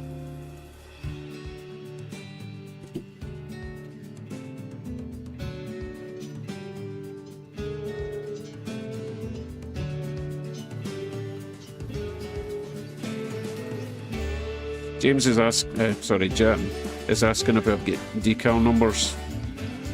You know what, I might actually have something in one of those New York Central coaches. Do you remember I got all those New York Central Walthers Proto coaches? They all came with a sheet of number stickers, which were pretty small. I could just stick something over the top. Let's start with the lights for now, okay? He didn't even see it. Didn't even see what? You can glue it right to the lens that way, then paint the back of the lens black after you glue the LED on. You can paint the back of the lens black. Not really. The lens is actually attached all the way through. I'll give you a closer look. Hold on. Camera, that one. So if you look at the lens coming through,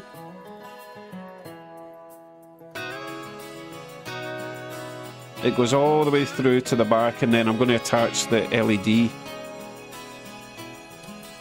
to... I'm trying to find a pointy thing. Where's all my pointy things gone? Down there. I'm going to glue the micro LED to that surface at the top, so there isn't really anything to paint at the back. It's not like the Walther's lenses that are just over there. These go all the way through. You get me? But I could get like a black sticker with white writing over it. That would probably work.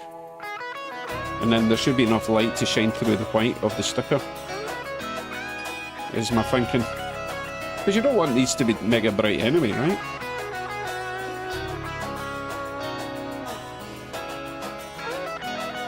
Okay, that's the plan. Yeah, so I need to dig out some LEDs. Right, should we do a train swap while we're taking a wee break from that then? Get the Rio Grande off, and we'll put something else around the inside.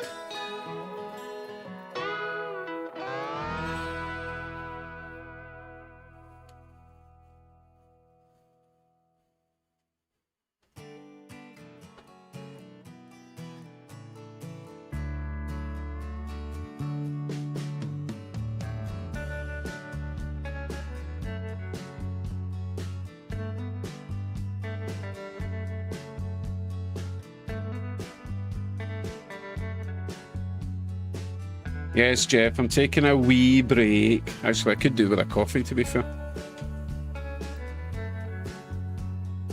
But we will swap out the Rio Grande first. So, are we going another freight train, or are we going another passenger train? For the inside.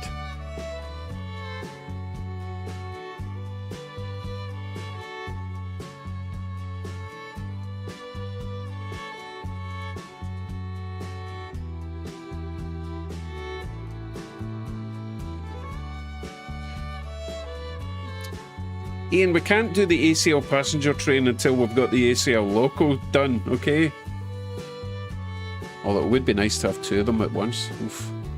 Oh, okay, RDC, yeah, that's been asked for a few times. But I'm not doing three at once. One at a time. I've got enough on my plate tonight without having to worry about trains crashing.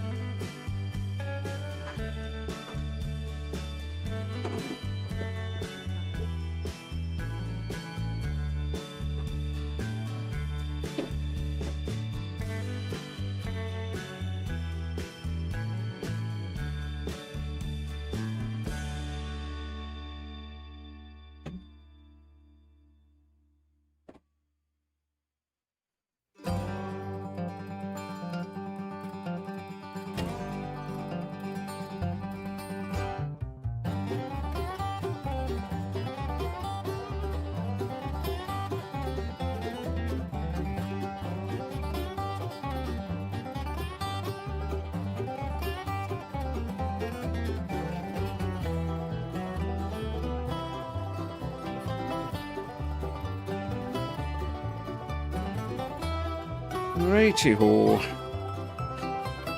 number 9102.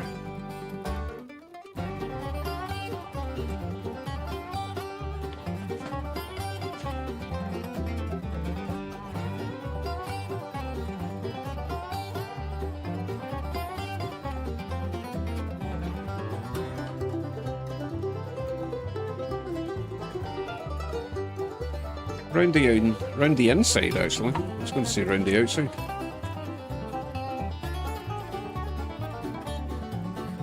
Right, micro LED time.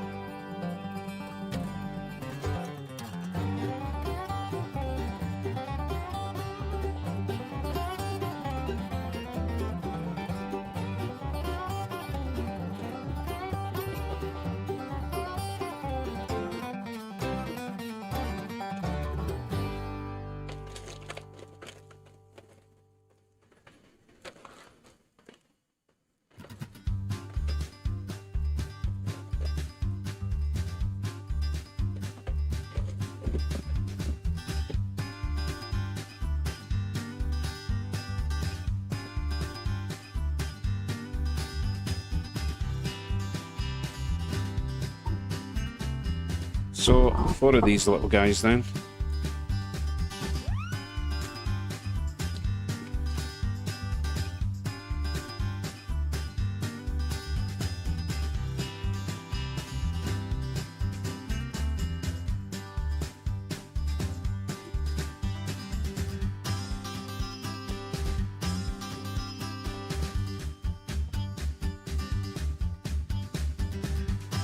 Hey, did anyone find out what happened to Heath on Wednesday and why he wasn't doing a live stream?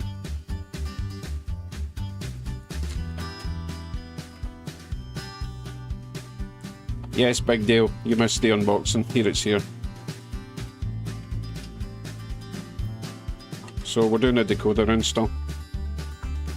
Well, we've done the decoder install, now we're moving on to the LED lights for it. So I do need to check them all first.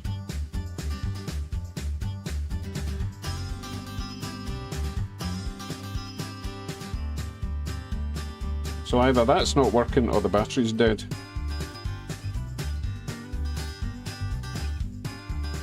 I'm guessing the battery's dead. Let's try another one.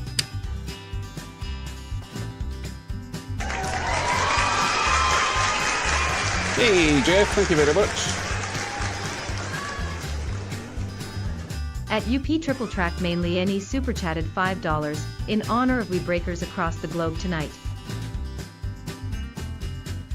In honor of wee breakers. Ah, I see what you did there. Right, let's just check and see how this is going to look in all the different areas, right?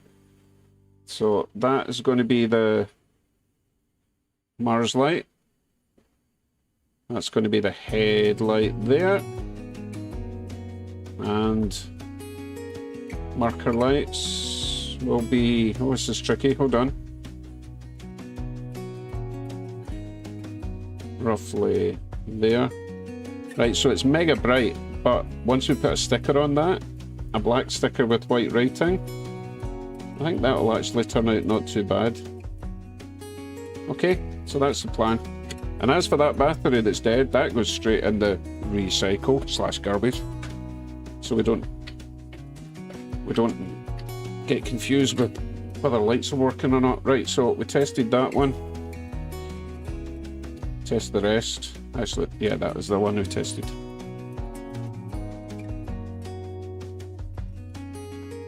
Ah, that old chestnut AGM. It's like, why do wiper blades on cars only ever break when the rain starts? Right, that one's working.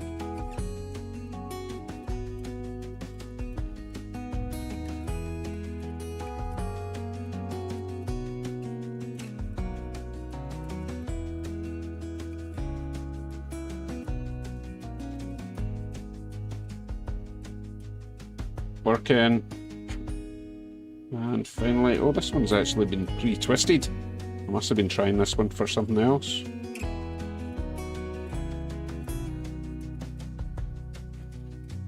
All good, right.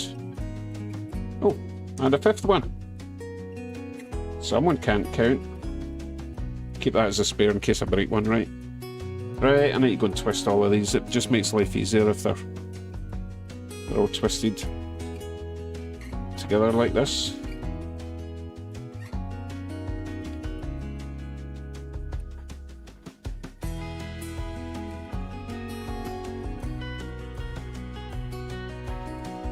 Well, that's boring. You don't need to see that. You can watch some trains. In fact, I think what I'll do is I'll go and grab a coffee, right? Are you calling the ferry? Oh, fairy lights, okay. Oh, are we celebrating Friday the 13th now, are we? Is that what we're doing, Hoppy?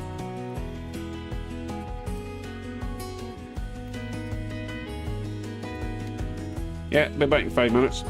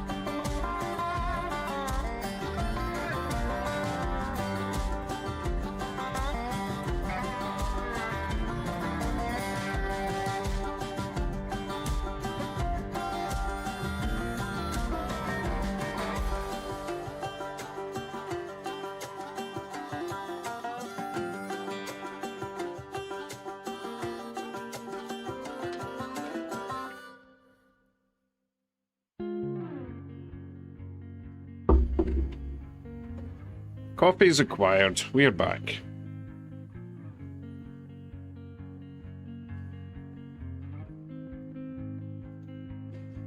Blue dew, blue moon, kinda mysterious, shaded with someone I'm not really in. Just catching up in the chat. Do you need to fix it? Talking bullshit. Nothing to catch up. We're good. Right, let me continue twisting wires. Your eyes look dull.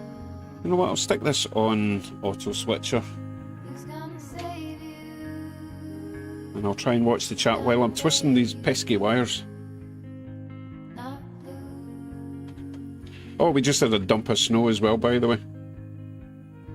Surprise, surprise. Perfect timing for the Barry train show, eh?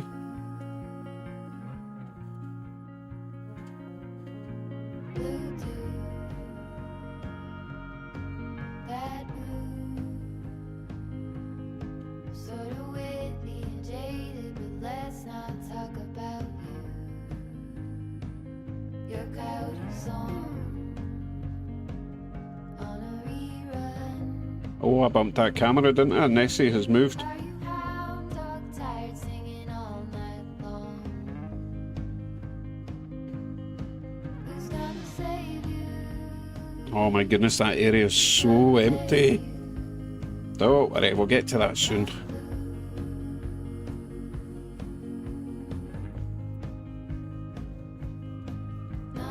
Let me go back to the lake view, sort that camera before I forget.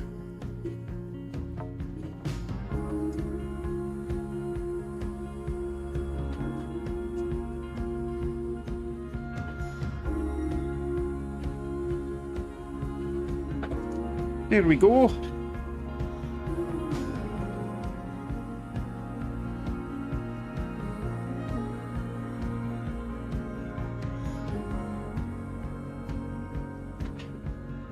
Right, 2 wires down, 2 to go. Maths.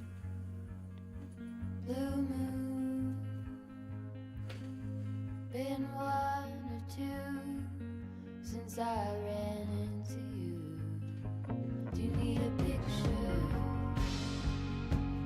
Well, like it's old. It's hard to take one when your iPhone's full. Who's gonna save you? Did I tell you all that I found a pile of track? HO scale track, code 100 for the town. Thought I was going to have to buy it, but no, I found a box full of track, so we are good. I did think about setting up a little oval in that area tonight, but I ran out of time, so maybe next weekend. Even if it's just temporary to run the little trolley cars on a separate system, you know.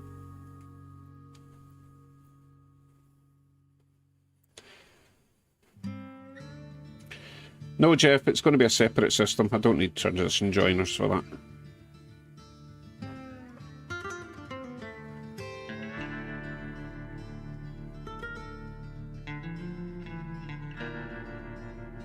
Okay, my LEDs are prepped, ready for surgery. This bit is always the awkward bit now.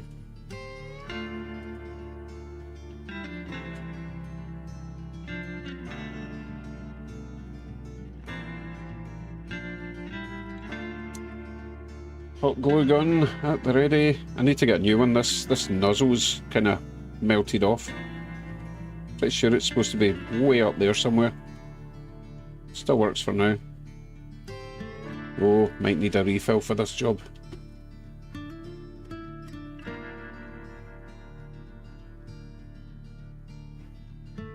This bit's a wee bit tedious. Anytime I do a video of these, I really kind of fast forward through a lot of this. Oh, have we got an incident on the road, have we? Oh dear. Bit of tailgating going on. It's like the opposite of an ambulance chaser. Oh, we need to sort out that shenanigans.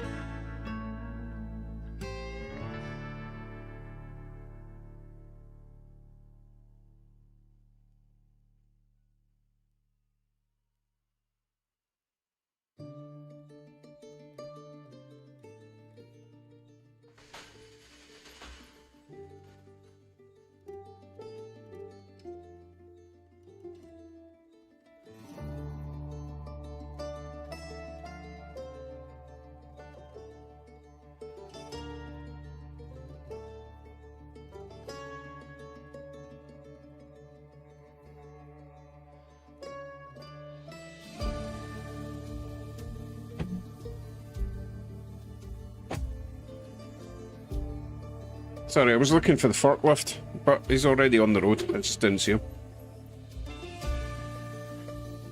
That's not Claire, is it? I thought that was Belle. I thought we were calling her Belle. Anyway, I just found her. I've been looking for her for ages.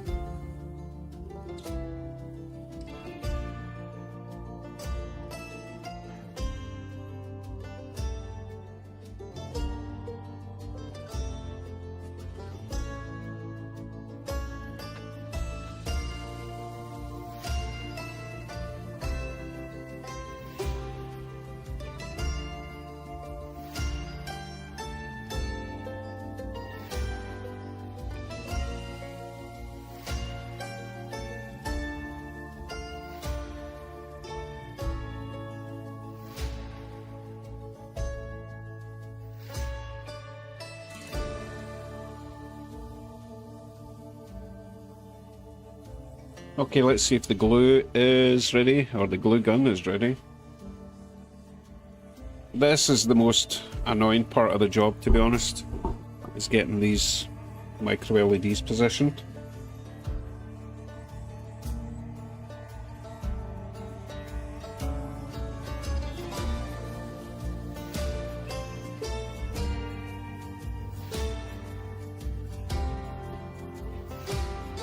As long as they're pointing in roughly the right direction, they're usually okay.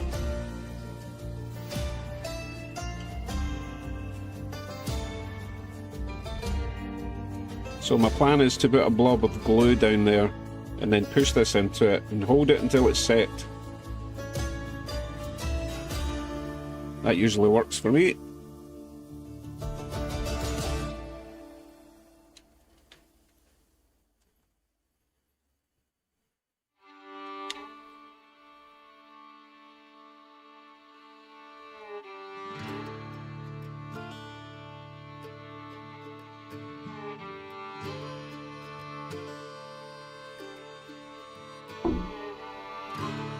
Okay, we'll just hold that. We will test it before I add any more glue though.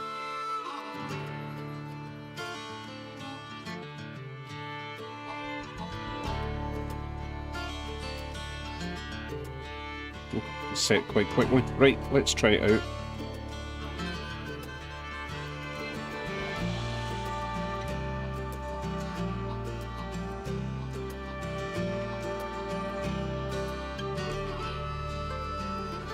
It's not too bad at all. I'm simulating a Mars light by doing this.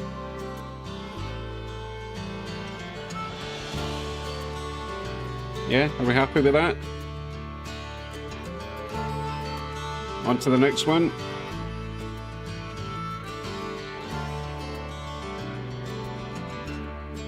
We'll do that one next. Right, we'll just tuck this wire in here for now, get it out of the way.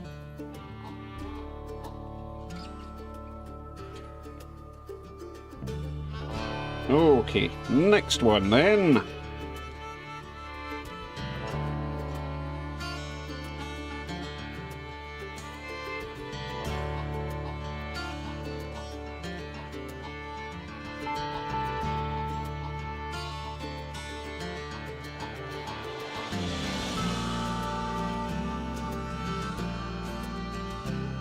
They like to twist. See how that's twisting round there? So annoying. Right there. If only I was left-handed. Right, one blob. Get this in position before the glue sets. Squash it in there. Hold it till it's set.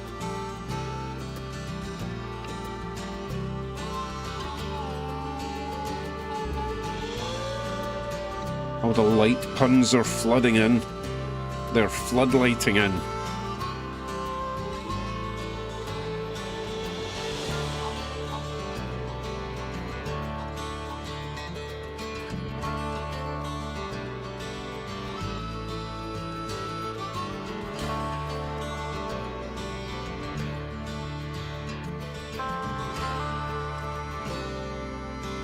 Okay, let's test the next one then. So this will be the headlight.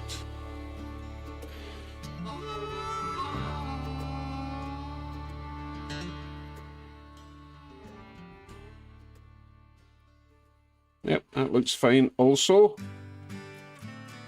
What's that? What's that? Oh, glue. Right, 2 down, 2 to go.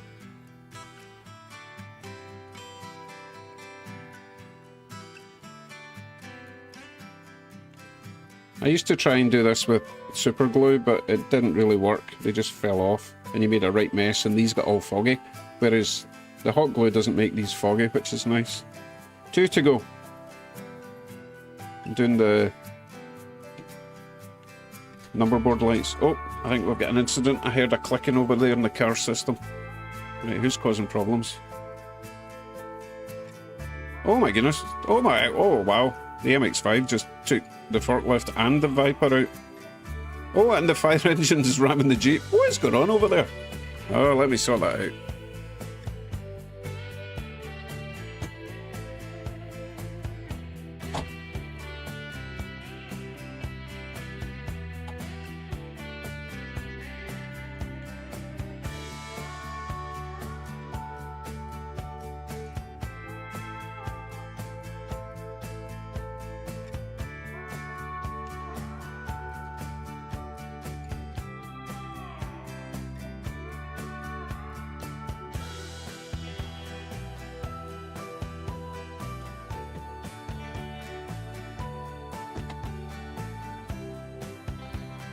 See that fancy driving? The J-turn from the forklift?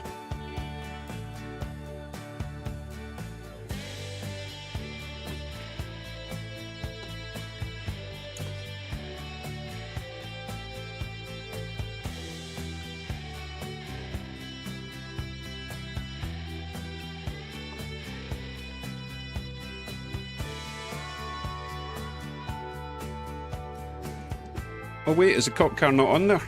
Let me go and sort that out.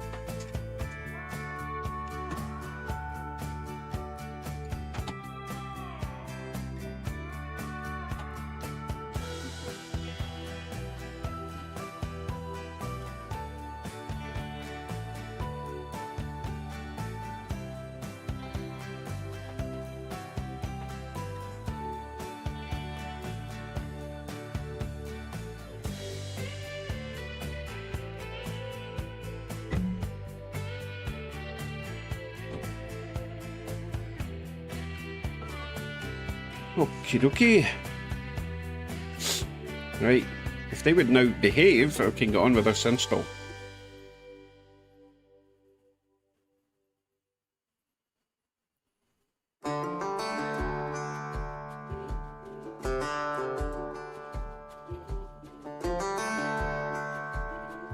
Right, all behaving, good.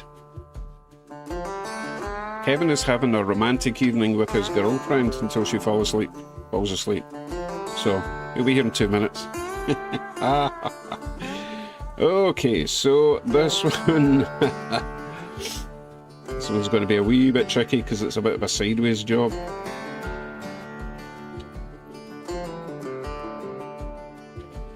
Might try and double back this one. Put it in that way. Yeah, let's try it that way. Oh, there he is. Told you it would only be 2 minutes, Kevin. Right, let's get this in there. A little. Oh, that's quite a large blob. Oh, I can't even see if it's in the right place. We'll try it there.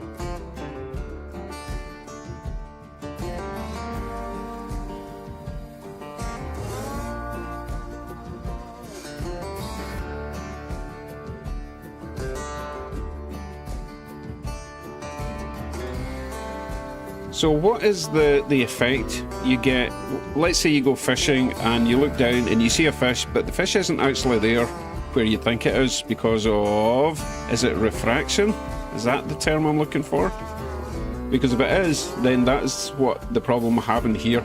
I put the blob of glue in, I put the light in, but I'm not sure if the light is where it's supposed to be because of refraction. Anyway, it should still be roughly the right place. Let's find out. And it will be quite bright. Oh, that looks really nice. You know what? Let me turn this light off because it's... I know that looks even worse now. It's not actually that bright in real life, but I think that's going to be fine. I'm not sure how I can change the lighting so that it looks the way I see it. But I think with a nice sticker over that, with numbers, I think that'll work just fine. Perfect, right, one more to go then.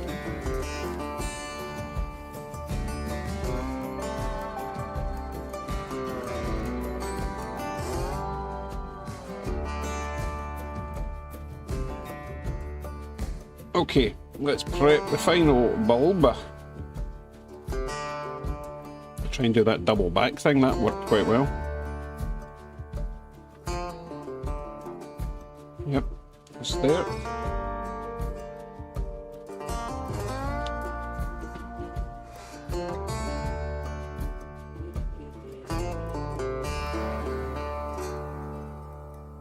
It feels about right there.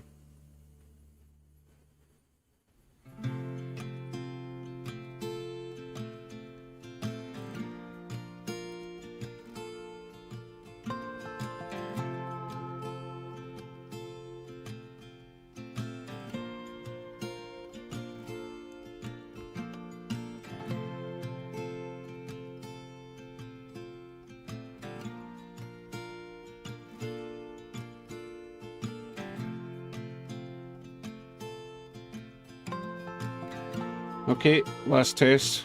Are we going to go 4 for 4? That would be nice.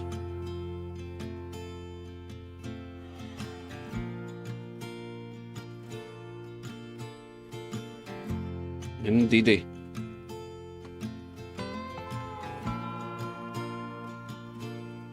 Let me just take it over to the track because this looks a lot better to me than it does to you on the camera.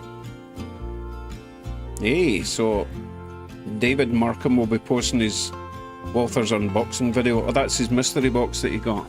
So that'll be fun. Oh, that looks even brighter. No, trust me, it's really not that bright. Anyway. We are good to continue. Now we need to route all these wires somewhere. And they're going to have to really go down between the headlight, not the headlight, between the windshield, the front windies. They need to go down there somehow.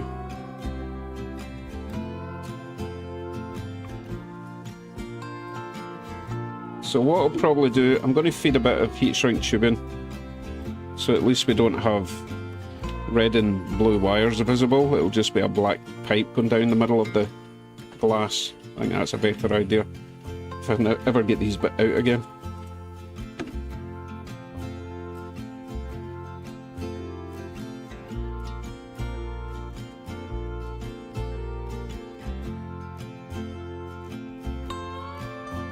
Smallest bit of heat shrink tubing that will go over them.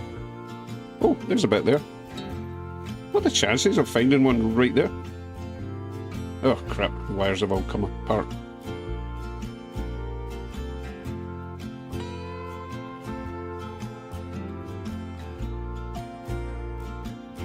That actually might be even too fat. Yeah, let's find a smaller bit. I think my regular is just a wee bit too small. Oh my goodness, it's perfect, look, it's perfect! So we'll feed that all the way down.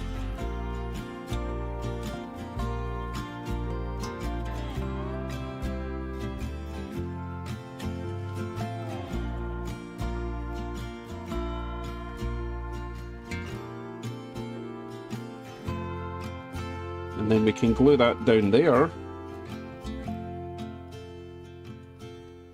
And that'll be relatively neat, right? Still going to see a bit of a black pipe, but I think that's definitely more favourable than coloured wires, right? You can barely see it through there. Okay.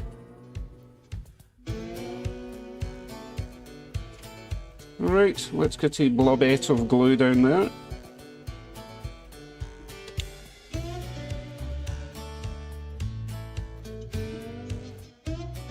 I'm going to use a screwdriver because the glue is quite hot.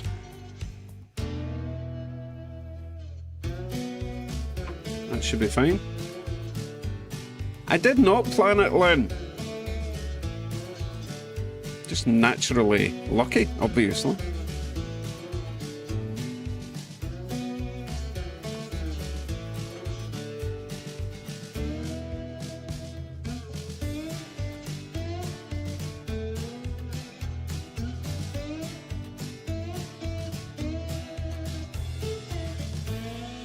Just another bit of glue over the top where it comes out of the black.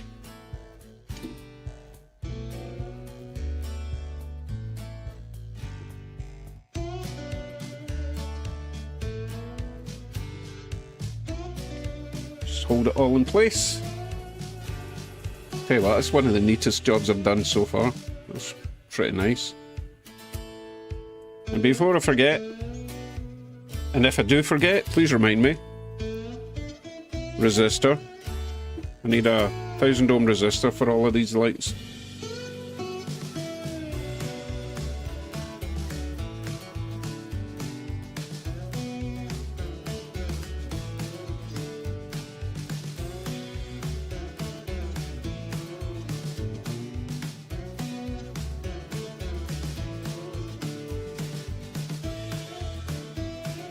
Helio, that should be just about set. Yes, it is. So now we've got 8 wires to take care of. Lovely. So I think the very first thing I'm going to do is add a resistor to the blue wire. Now, I did think about adding my little plugs to this,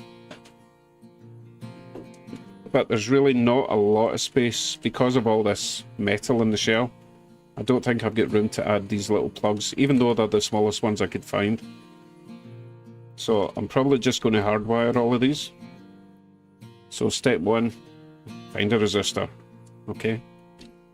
Thanks, Holly. And mustache.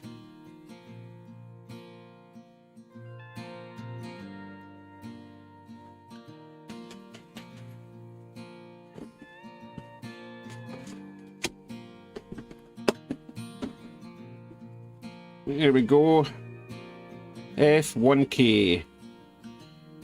Value 1000. That's all we need, just one of them. I wonder if that other bit of heat shrink tubing. Ugh.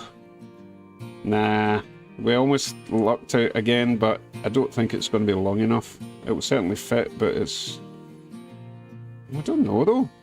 If we keep it nice and short, that could be perfect. I'll give it a shot. Right, we'll keep that nice and close, because I've got plenty of the wires up there.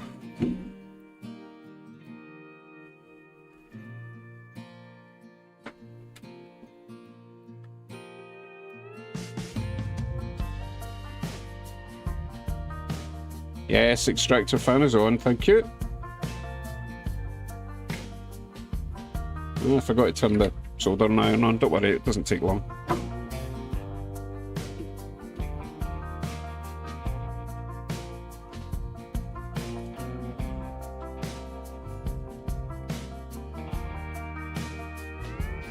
It's a bit dirty, eh?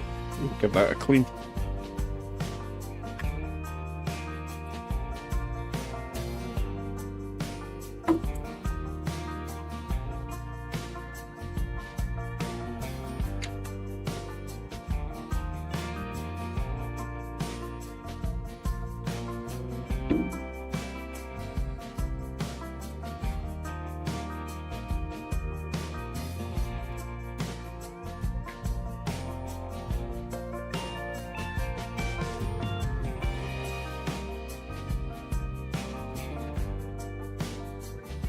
What I'm going to do, I don't want to attach all my LED lights to that, so I'm going to snip that and add just another bit of blue back on.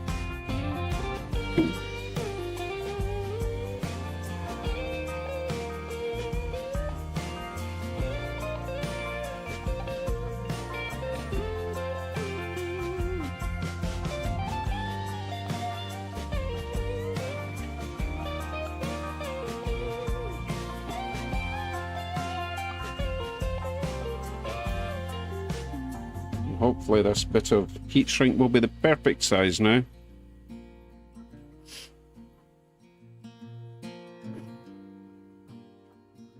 Looks good. Get a wee bit close with the blowtorch though.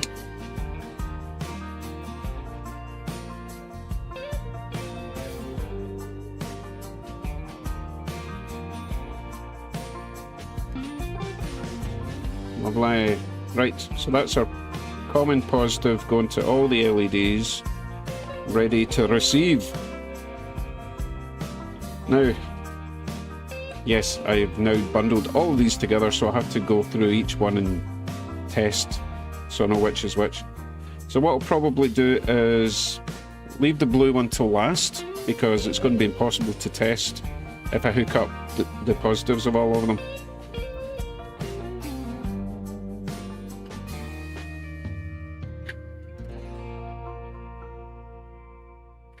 Anyway, that one's ready for when the time comes. Right, let's start with this one. Battery is over there.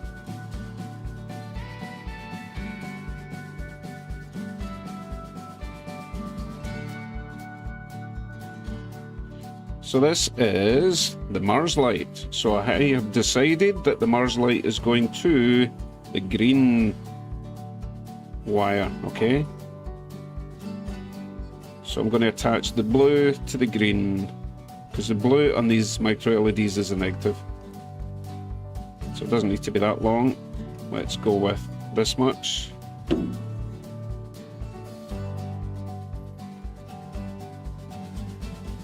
Oh, did I tell you yeah, I probably did, but I modified a pair of wire strippers I've got, because this wire is really fine. Can't always do it with your nails. Tell you what we'll do before I start on this. Let us change the train. So we're going to remove the Canadian Pacific for something. Anybody new in tonight?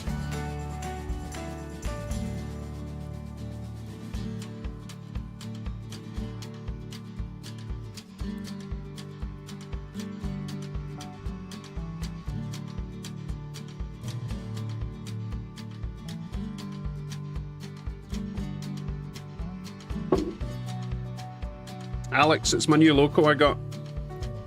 FP7. So opened it tonight, added a decoder, now we're doing the lights.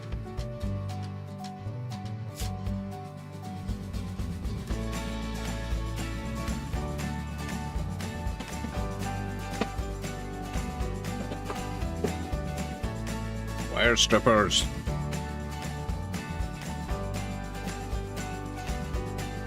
What number? Number?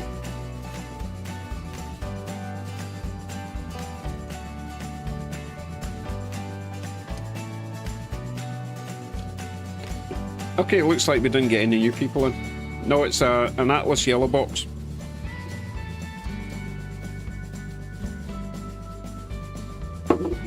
Right, let's see what I'll put on.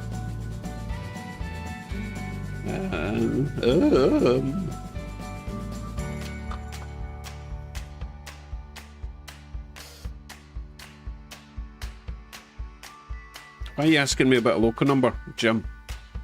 The local number is 893, if that's what you're talking about. I think it's 893, hold on. Very small writing. Yes, 893 is the local number. No, I bought it, Speedy. I got it on eBay. I put a bid in like 5 days ago and I actually won it for $40. We were pretty happy with that. And I got it next day. The guy was really good.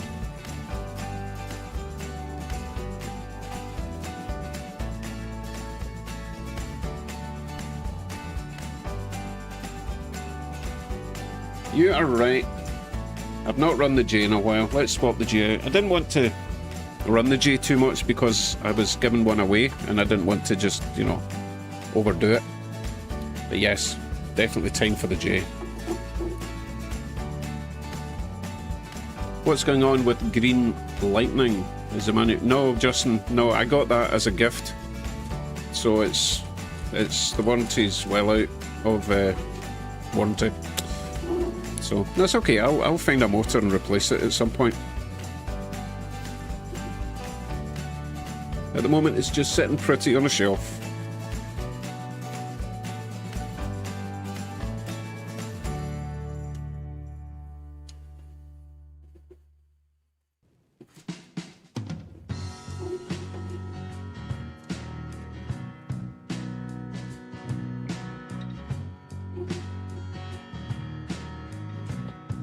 Right, G time.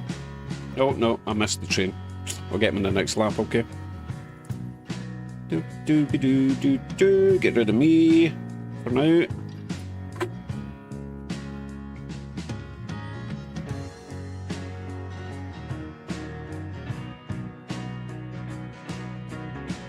How many steamers do I have on the shelf? All my steamers are on the shelf, so that's 1, 2, 3, 4, 5, 6, 7, 8, 9, 10, 11, 12. I have 12 steam trains. Ha ha ha ha. That's not many, is it? I'm more of a diesel fan. I still like the steam trains, but the diesels are king.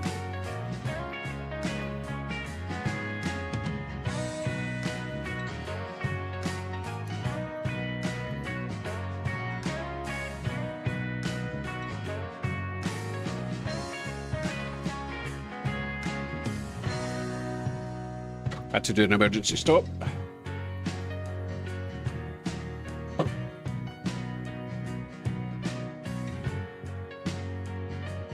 Okay, Jay, where are you?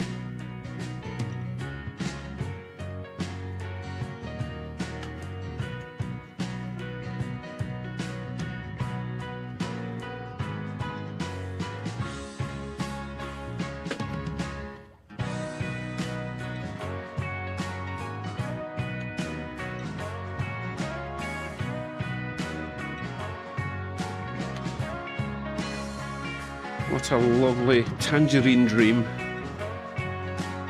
3023.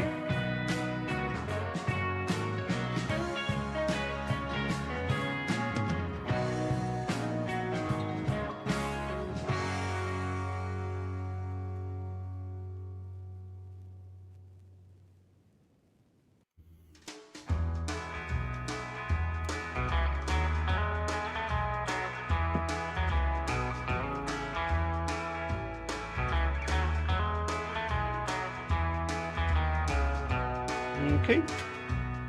He should be just fine. We will continue with the install.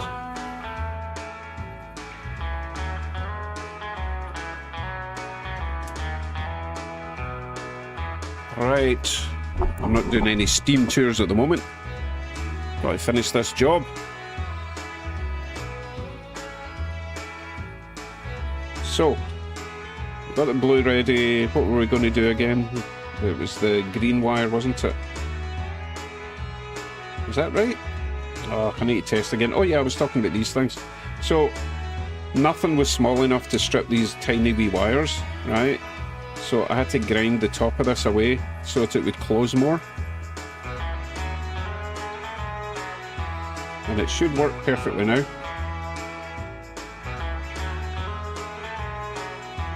It should work perfectly now.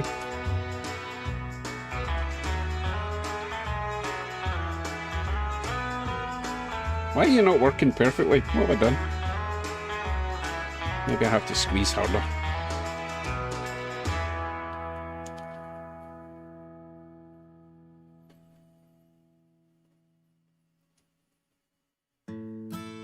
I don't actually know why that is still not catching. It's so small.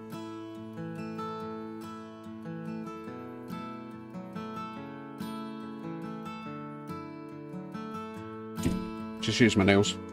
There we go. What am I doing? I'm testing at the moment, right?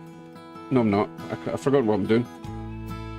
Oh, I know what I'm doing. All I'm doing at the moment is hooking up all the negatives. Okay, but I do want to test this again to make sure it's the right one. And I've lost. There it is. Right. So we think this was the Mars light, right? Which is the top one, okay? Mars light. So the negative is going to the green for the Mars light function so that we can switch it on and off. So that's this one to that one.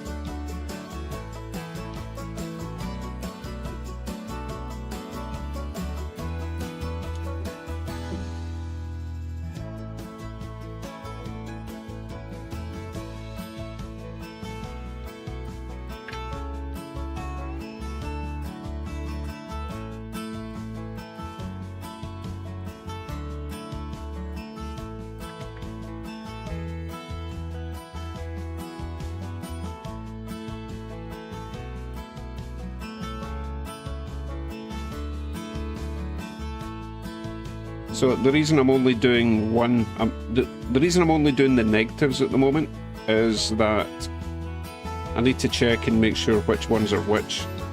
And then I'll bundle all the positives together, all the LED positives together and join them to the blue. Okay, that is the plan. Blue wire is short enough. Heat shrink driven. What's this? Rebel Tony is feeding the dungeon? How dare you?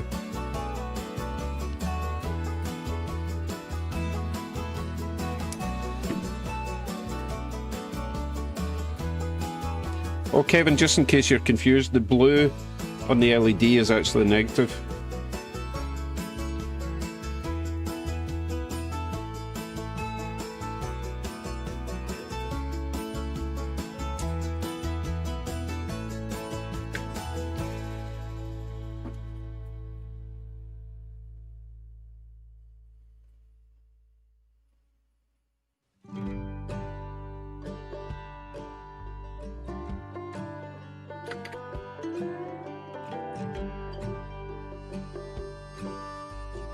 One down, many to go.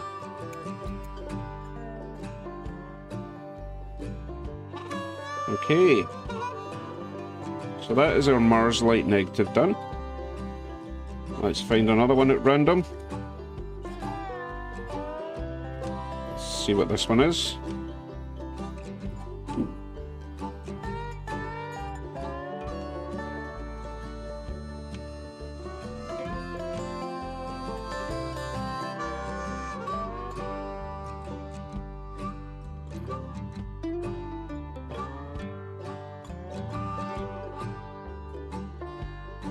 See what I mean? Sometimes you just cannot strip these.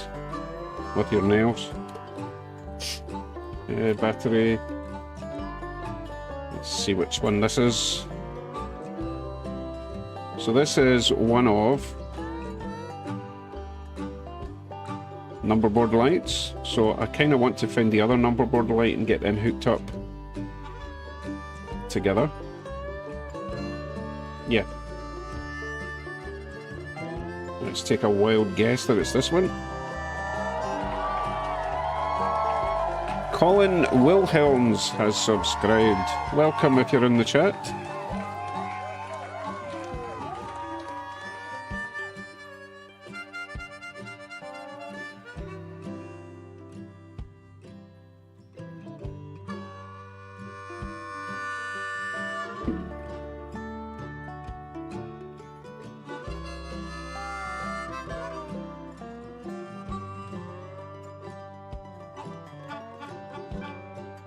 Ugh.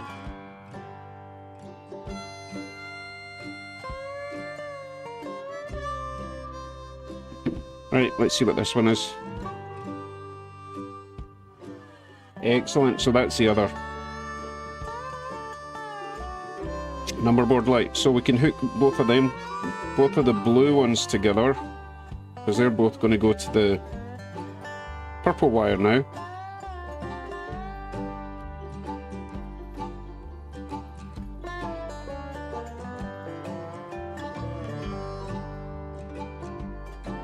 I probably mentioned this before. You don't want to twist these wires too much together. Oh my goodness, they're so bad at twisting. But yeah, if you twist them too much, they just snap.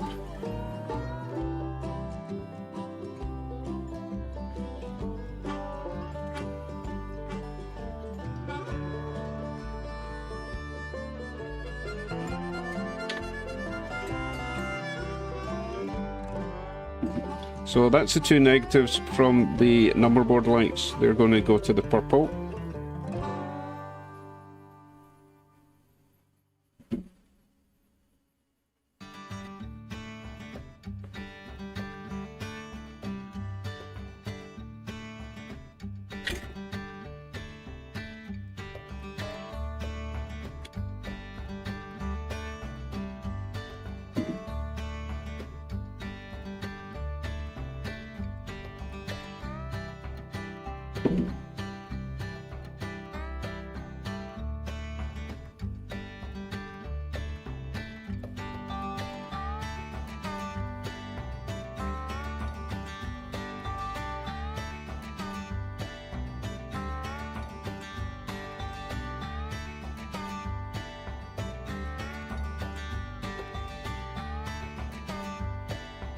Did I swap the train over? I can't remember now.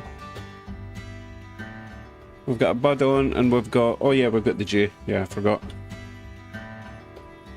Okay, here we go.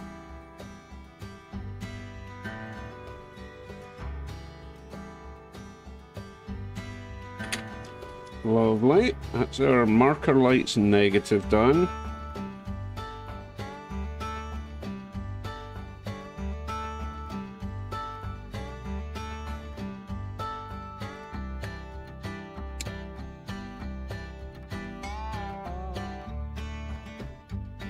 Ouch. A wee bit close to my thumb there.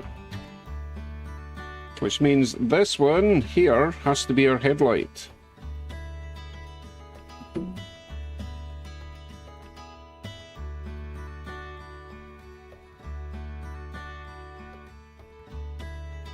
Just make sure that it still works though.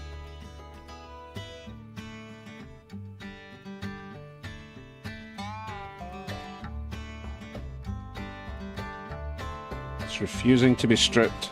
Oh, there we go.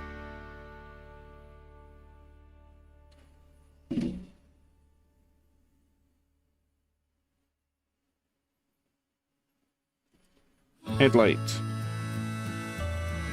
So negative of that is the blue, that is going to the white.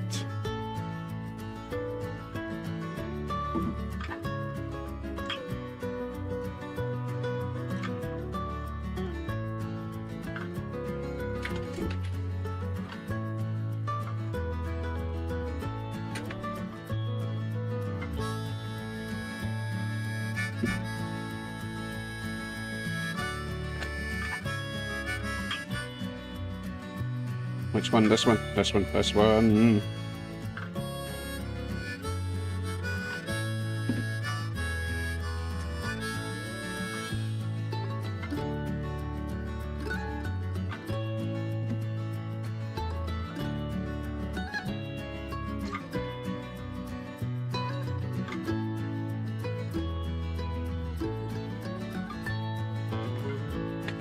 Whoops.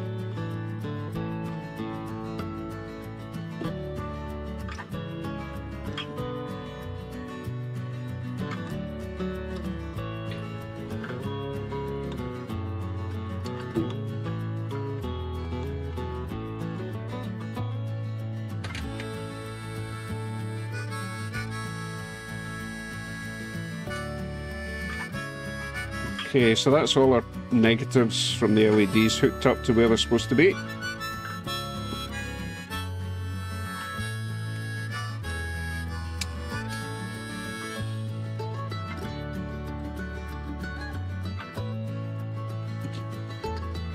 Only one set of wires to go then, and that is all the red wires have to get connected together and then join on to the blue wire.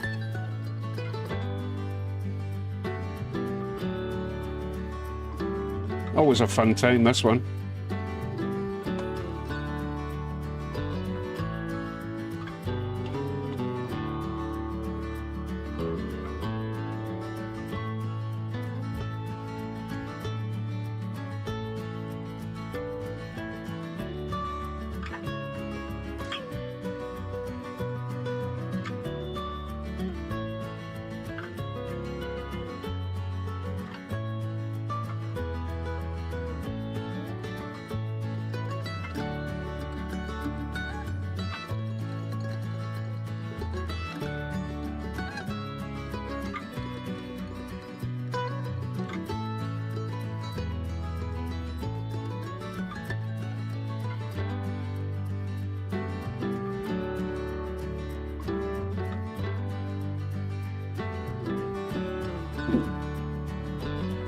Are you excited? This is the last wire to connect.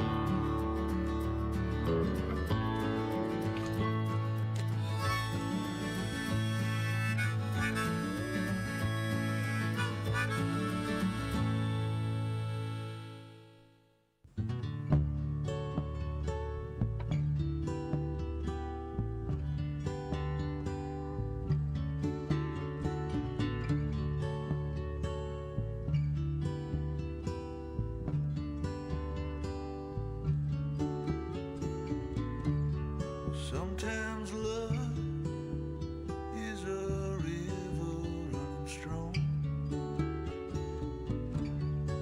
Looking good. Through a rocky riverbed. Try not to burn myself on this last heat shrinkage. Sometimes love is a dancer. Done. Right.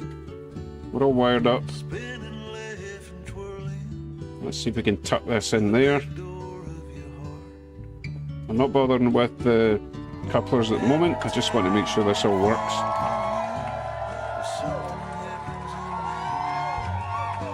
Welcome back, Hot Rod Rodney, I guess.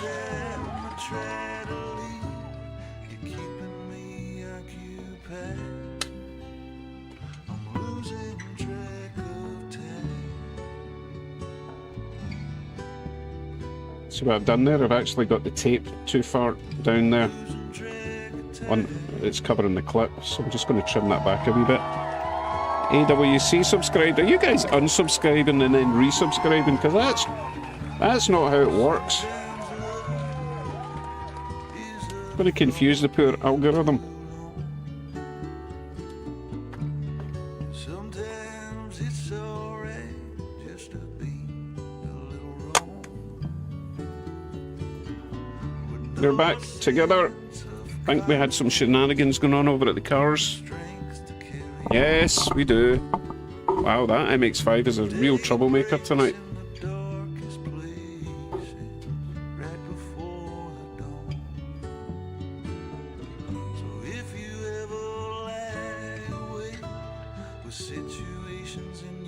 Okay, the J. I'm going to stop the J over at the station for now. while I test this one out on the outer track, okay?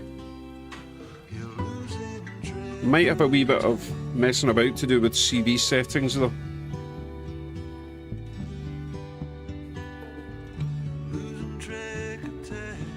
So we currently have... Right, what number was he again? 893. So headlight... Right, headlight on. Mars light, which isn't Mars yet, but I can change that, and number 2 should be the numberboard lights.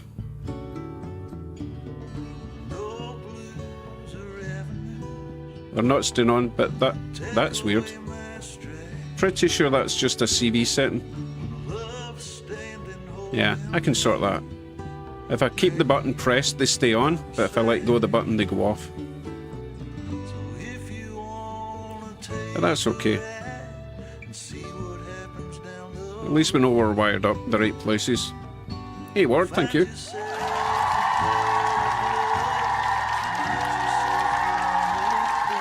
At 4 Wardan Florida became a channel member. At 4 Wardan Florida celebrates 8 months of membership. Anyway, does this he still is a free run? monthly milestone chat for members. I've got 8 months. So when I hit reverse, the front lights, or at least the headlight will go off, the Mars light will stay on. Yeah, Kevin, I do have this issue with the lazy DCC decoders, but I know how to fix it. It's just a CV combination of settings I need to put in. Hey, thank you very much, At Mustache Mustache. Mike 802 super chatted $5 for a coffee to get Dave through this build.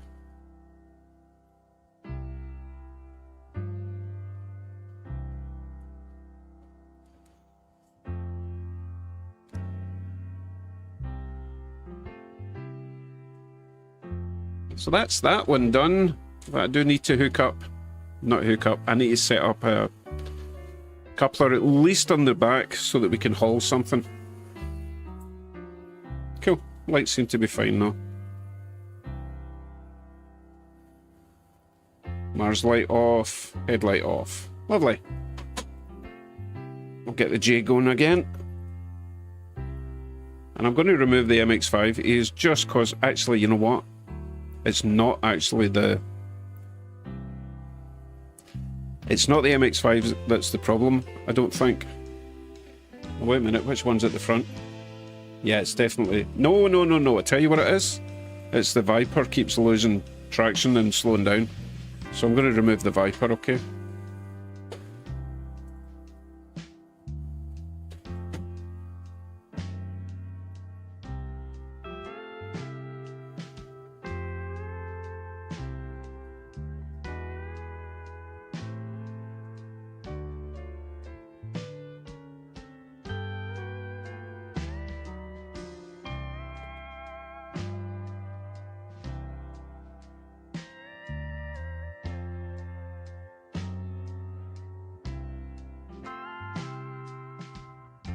Okay, back to the job at hand.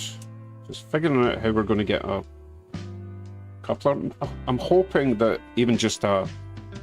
could just use one of those Bachmann whisker couplers, right? I'll probably do the job. Clear a space. There we go. You don't need to see the mess. Okay. Right, coupler box.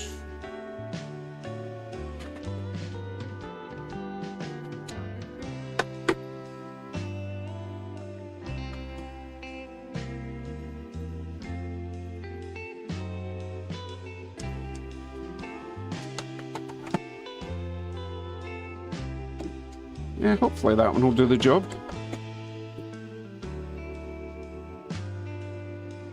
So what, I just need... I've forgotten how this worked. Anyone remember? Did it use that box? Did it use this thing? I think it did. Or was that just at the back? I got a feeling, well, this is the back, I suppose, so yeah. I think I have to use this one at the back. Is that right? Oops. I use that at the back. I think I do because it's got the shoulder or collar for that.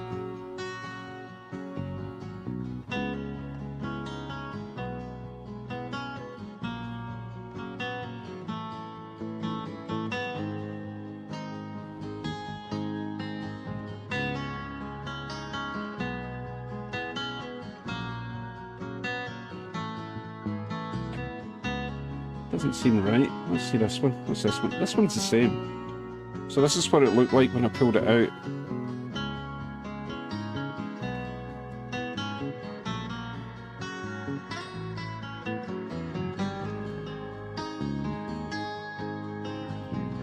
Ah, right, so I'm missing that little bit. Okay.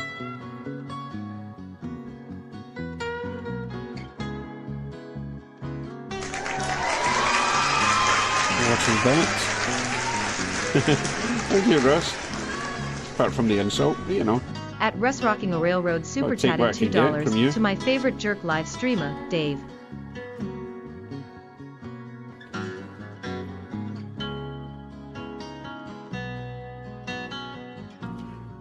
Wow, that is an expensive coffee, James. Thank you very much.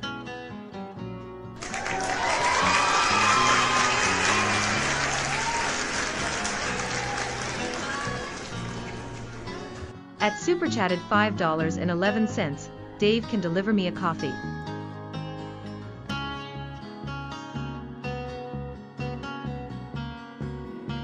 Of course I put it in upside down, didn't I?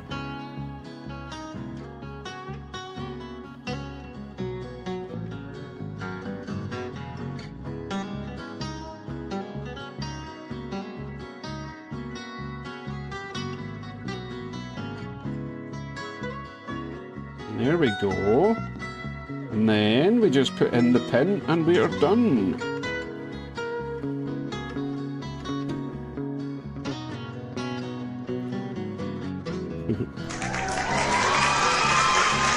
What's this sudden influx of coffee money? What's going on? I mean, I'm not complaining, thank you very At much. Spence_2_much super chatted $9.99. Dunzo! Yeah, thank you very much for that, guys. Oh, we'll do a couple of height checks, shall we? Starbucks? My goodness. Yeah, probably. I don't think we've got... Oh yeah, there is a Starbucks in Dundas. I don't think James cares about Starbucks, to be honest. Oh, what is my want to get next list? That is a tricky one.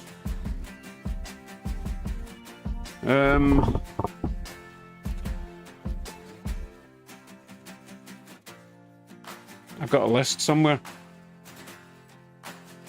Where though? It's on my phone. I started making a wee list for the next train show. Let's see. I think it was passenger coaches for something. I think. Can't remember. Of course I remember when Joe delivered a coffee to me that freaked my wife right out. It was very cool though.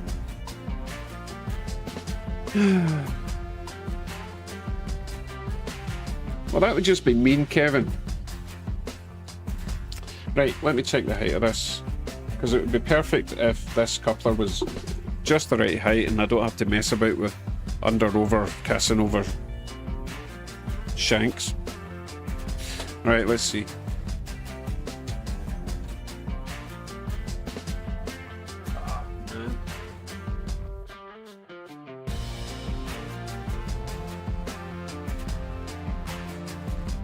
Well, that's way too low.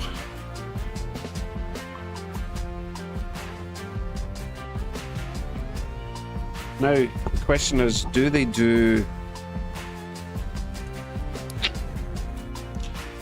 under and lower whisker coupler KDs? Because I don't know if I'm going to be able to fit a spring in there. We shall try though. I do need to nip up and heat up my coffee if you don't mind.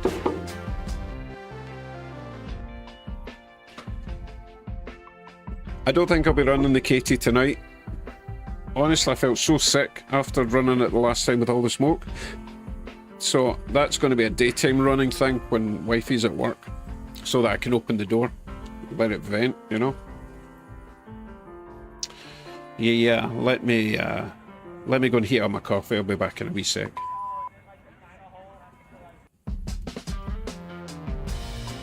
Hey, good night, Steve. You were with us for ages tonight.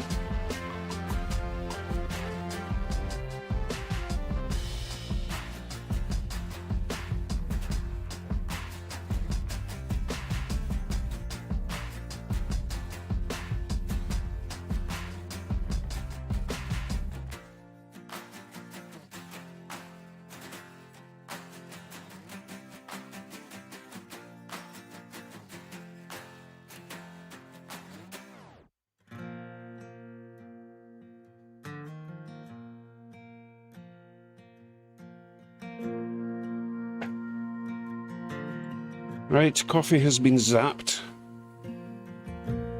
Let's see what we can do about this coupler situation. At least I don't have to take the shell off again.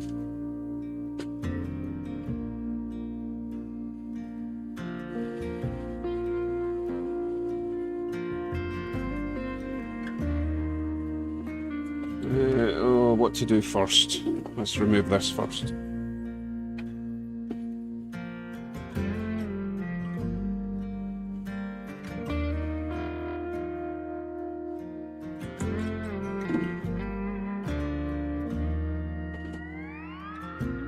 If we can fit one of those KD springs in here, then we're laughing.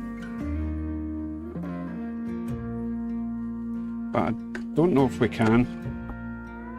Might have to be one of those roundy springs that you get. Which I'm not keen on because I can never figure out how they work. Oh, look what I just found. Exactly what I needed. It's a whisker, KD whisker coupler with the undershank. That's all I need. Perfect. Didn't even know I had that. So, I can figure out which way around this goes again. I think it went that way. Yes. I think it goes that way.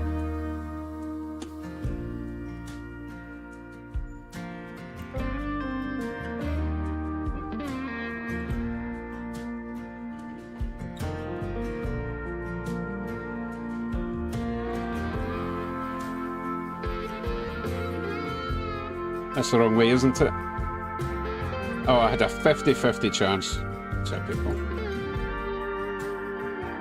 That way.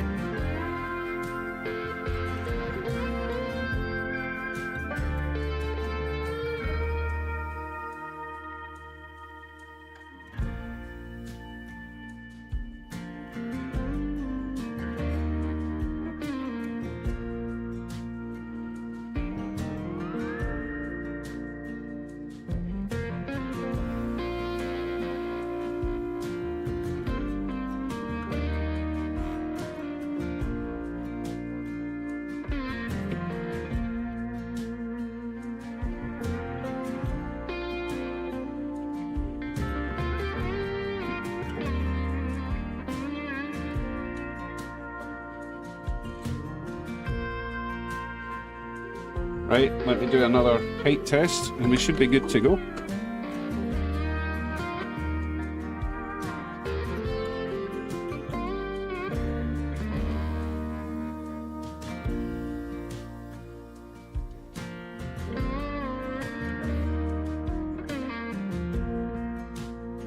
Almost perfect. The trip pin's a wee bit low, I'll just bend that up. But it's where I can't get the actual coupler any higher.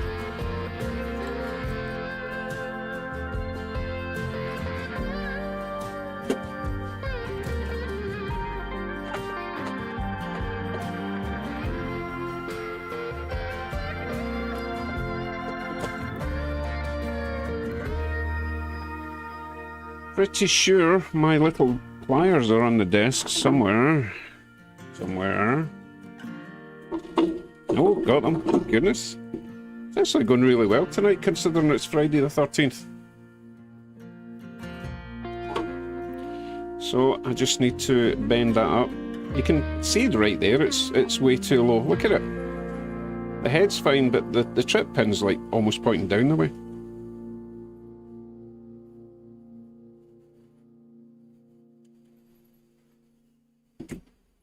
That's better. Right, one final check.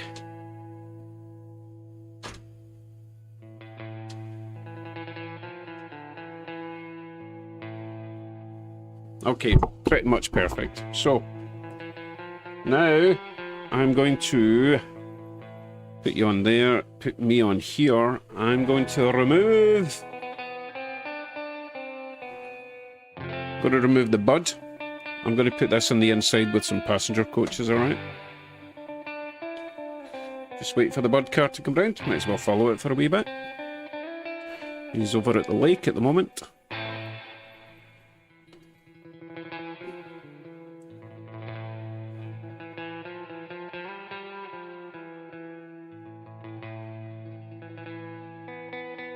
I don't even know where you're going with that, Jim, to be honest.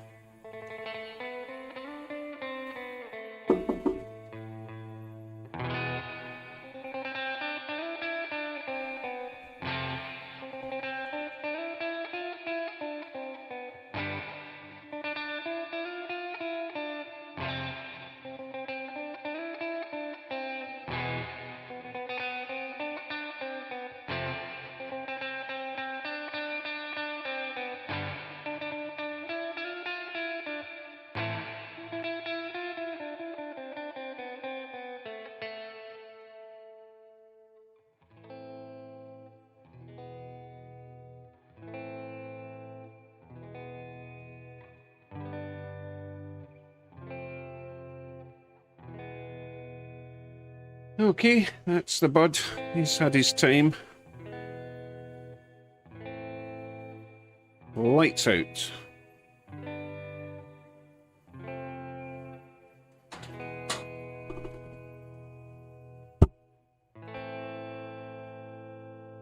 Wow, this is even heavier than the bud car, by the way, which is a great sign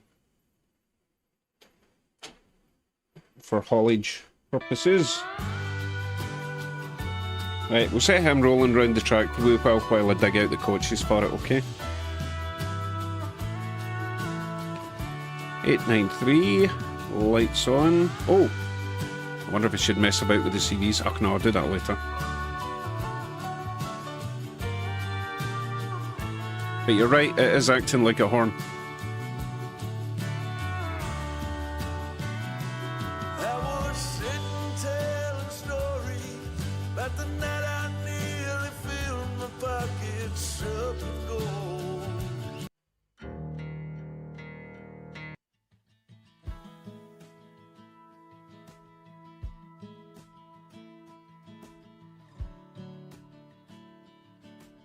No, I didn't borrow the pliers from my wife. I bought them on eBay. Not eBay, Amazon. Because they were way cheaper than the KD equivalents. Like $15 or something. It was really good. Set out on the open road, same old place you always used to go when you were younger. Speeding through a 50 song like your dad before, you didn't even notice.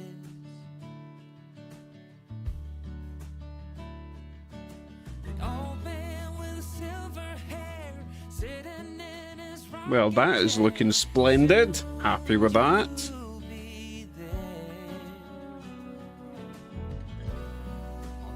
Right, I'm going to put you on auto scene switcheroonie while I dig out some passenger coaches, alright? I think I'll go for the silver ones. I think I mentioned that before, right? Okay.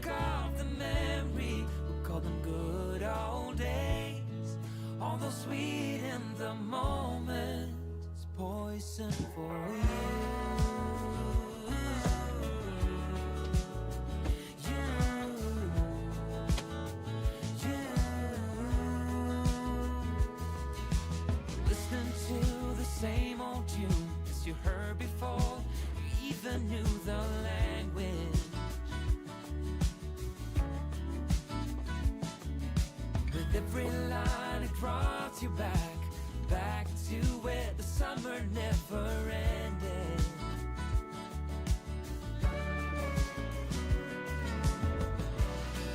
Although it's easy to remember, it's as easy to forget that it leaves you feeling down and filled with some regrets.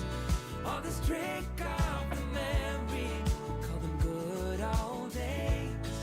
Although sweet in the moment, it's poison for you.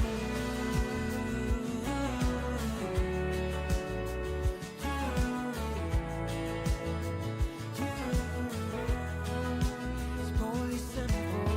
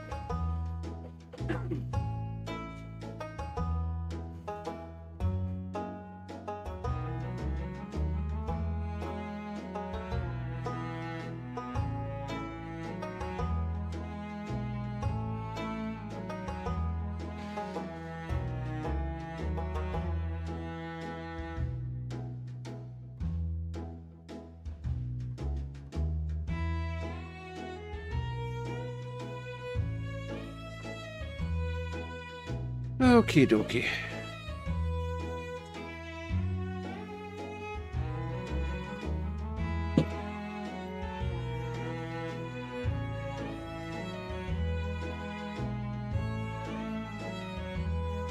Now we just need to hope that I got the coupler height spot on.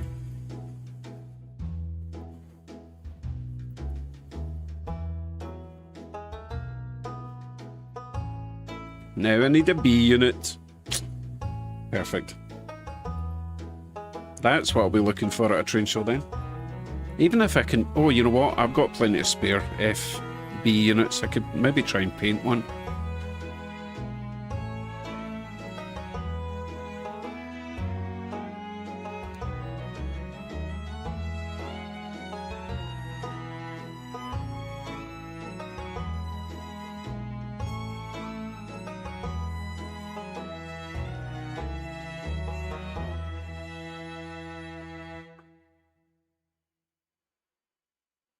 Well, that looks jolly nice.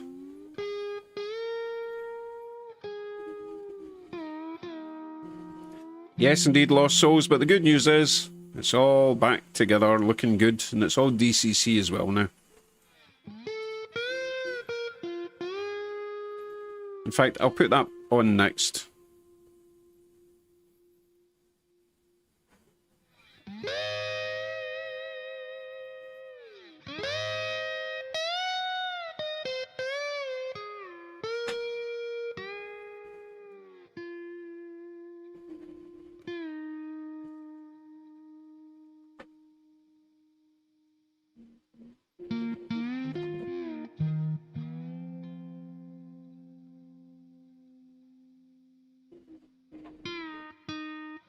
And I did find all the missing parts in the box. There's a little black pipe that goes along the top there. Don't know if you can see it, but I found that in the bottom of the box. I've still not quite got the body mounted yet, but hey. Gravity can take care of that for now. Funky, eh? I know it's not everyone's cup of tea, but I think it's cool. Good night, Mr. Badgley.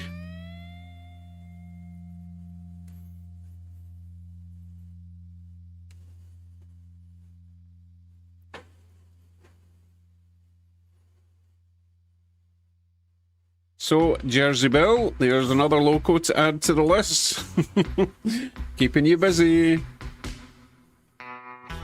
Oh, I may have slowed the J down just a wee bit. Oh, for goodness sake, hurry up. Get round here so we can replace you.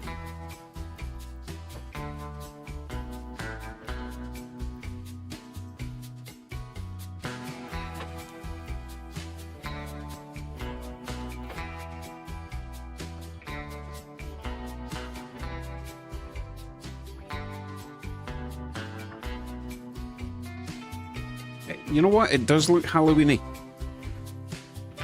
Or tigery. Call it the tiger. Tiger from down under. Yes, I did, Mustache. I did find out what sort of loco it is and immediately forgot. It's a CM80... No, I can't remember. Someone else, tell me.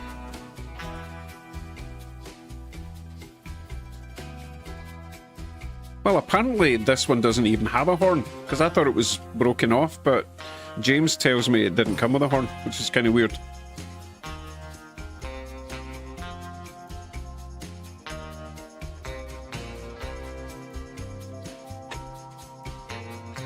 Yes, it's an ore car. It even says ore on the side. It says... it just says iron ore right there. That's its only job in life. But today it will be hauling containers.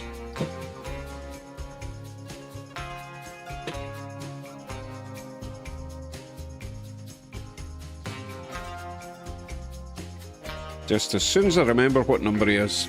5630. Okay.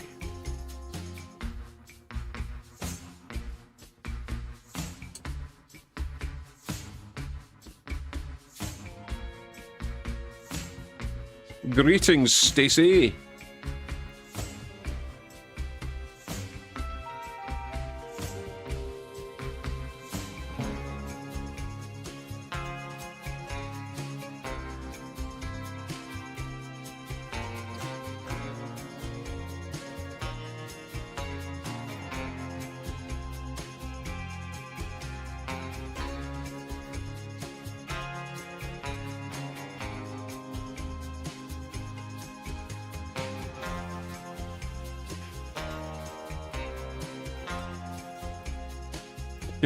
You're right, it does look like a lava lamp. On its side, of course. It's a weird looking thing. I like it though. I like things that are different. I get bored easy.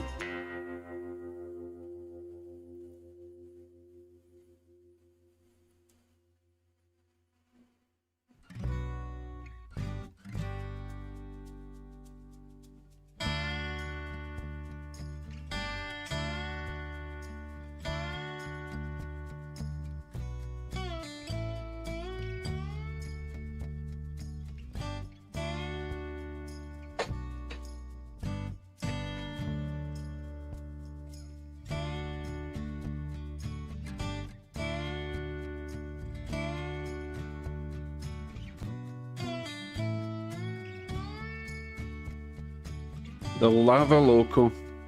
Holly with the great names.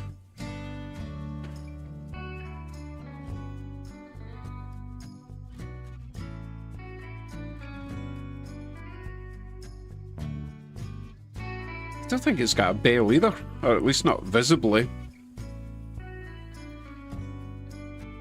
Maybe they thought if it's bright orange it doesn't need a horn or a bell.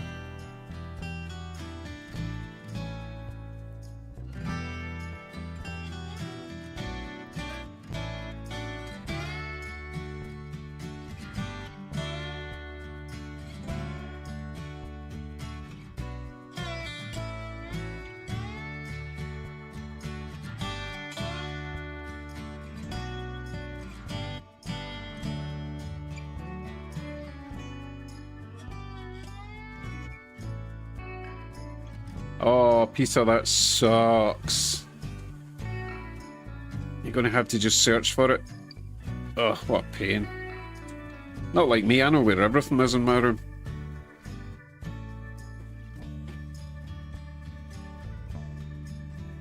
Yes, Russ, they certainly did. But it's okay. We got it back together. Apart from the 2 screws holding the shell on, everything else is fine. Depends what country you're in, Speedy. I've found that locally commuter trains here are about 12 passenger cars long. But they look a bit silly having more than about 8 on a layout, to be honest. Because I sometimes run the New York Central with 12, and it's just ridiculously long.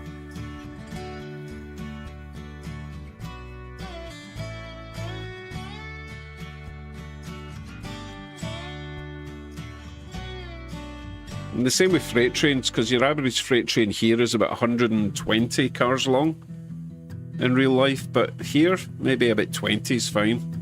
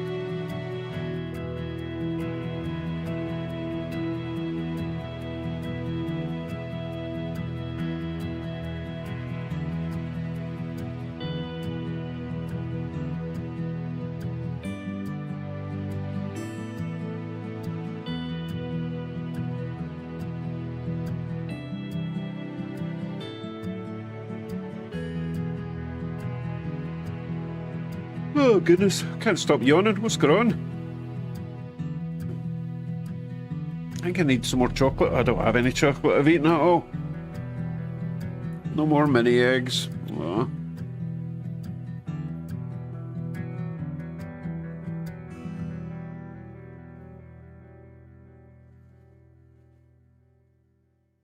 I was expecting the decoder install to take longer. Yeah, I know it took 3 hours, but hey, I was doing other things. But no, it didn't really give me any problems whatsoever. Really happy with that.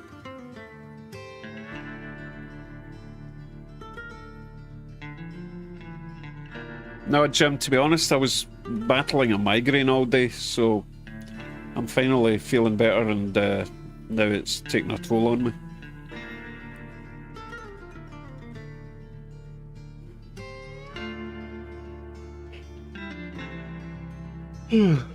Goodness.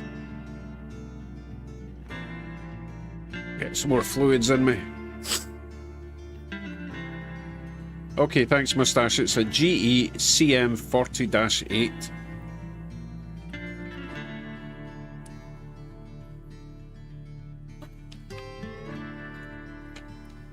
Alright, Julian, time to pack it up, pack it in. See everyone at next live stream. No idea what I was trying to do there.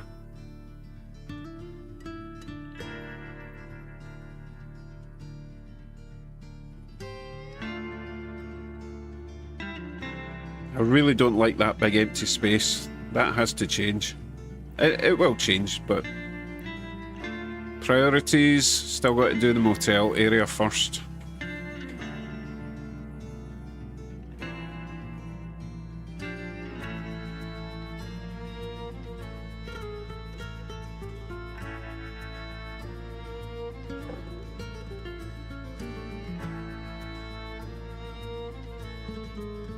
I would quite like to get another one of these, or at least another similar Australian loco to do a double header thing.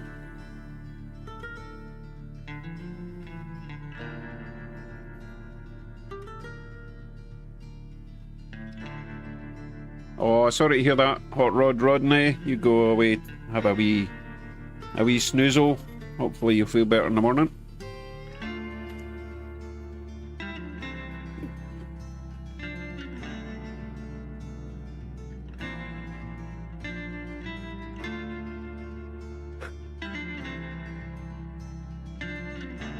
Maybe I need more coffee. Hello, Happy Valley.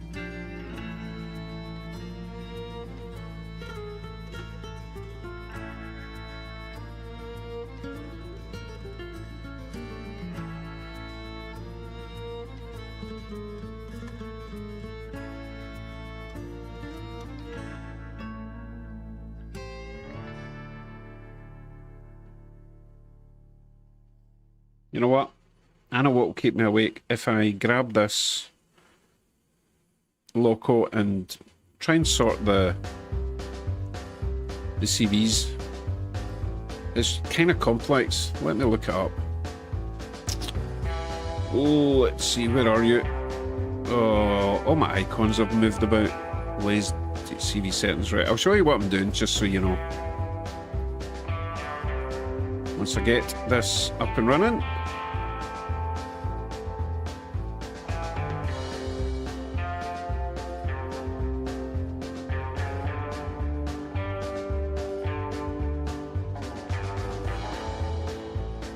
oh my goodness, I'm making a right meal of this.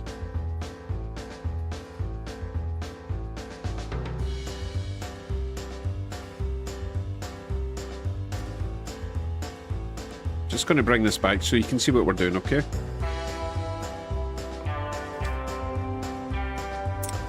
Oh, stop complaining about buffering. You always get buffering in live streams. It's just part of life.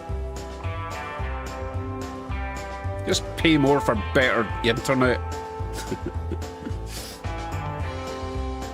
Okay, so here's what we're doing. Oh, you can't possibly see that, but basically, I suppose I could zoom in. How do you zoom in? Anyway, to set up green and violet, turn on off with button 1, blah blah blah. I need to go through all of this, which is kind of annoying. Okay, that should work. Right, so let me go through all of this stuff. Basically, CV35 value 4, CV36 value 4, CV51 value 42, CV52 value 43. You have to do all of this in one go, basically. So I will do that, and hopefully we will sort out these buttons. I'll let this train go by first so I can see what's happening. Yes, indeed, Holly, I had to take notes because I have to do this with every decoder that I install that I want to add all the different functions to. Right, let me do this. So, program track, down to CVs, and just go through the list. So, CV 35, value 4. CV 36, value 4. CV51, value 42. CV52, value 43. And CV124 with a value of 8. Right, let's see if that worked. So 1 switches on and off the Mars light, and for some reason number 2 is on. Oh. Well, that's kind of weird. Now I've got a weird Mars light effect going on with button 2. I didn't really want that. That is really not what I wanted to do at all. So we've now got a sort of ditch light effect with Mars lights, and nope, that is not what I wanted at all.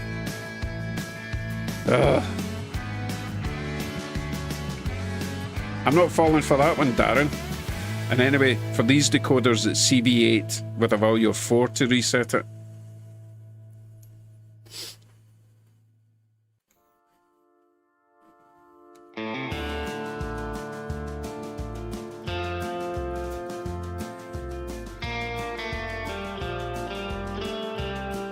Oh, right, let me try again. Right, so I think I actually did the wrong thing there. I think that was to try and make ditch lights work, unfortunately. So let's try changing CV36 to a value of 16, just to really screw things up. Right, now what happens? Okay, so now I've got a sort of ditch light, or not ditch light, I've got a sort of Mars light effect, although it's flashing too much. I can change that. Number 2 is doing nothing now. Oh, let's see. Green wire should be... Oh, right, purple wire, CV52. CV52, let's try a value of 0 so that it's always on. Nope, I've messed it up. I'm probably going to have to do a complete reset. That's very annoying.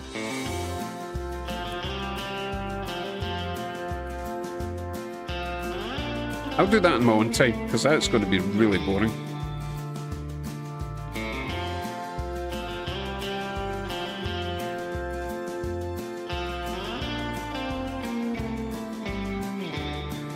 Yeah, come on, it came from AliExpress. Of course it's non-NMRA compliant.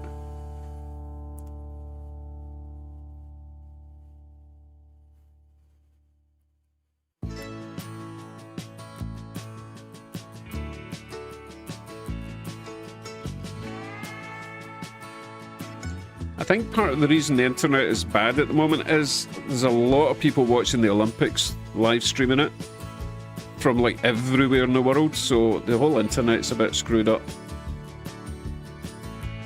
We tried even streaming the Olympics on just like Gem or whatever program we use upstairs on the TV, and it was taking ages to load up.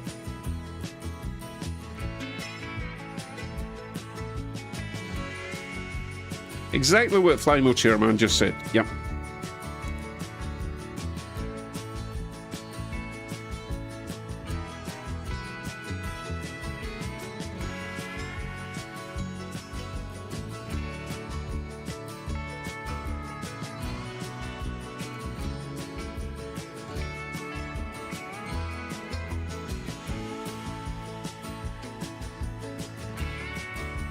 So GATEG,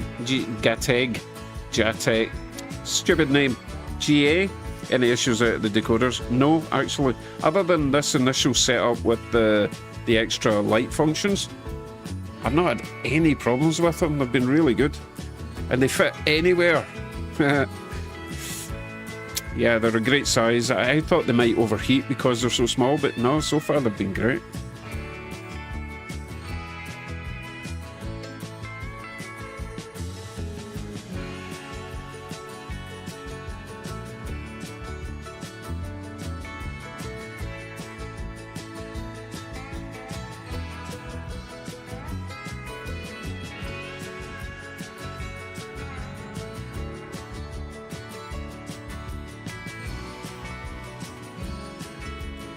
Right, we've got time for another couple of trains to try. What we put on next?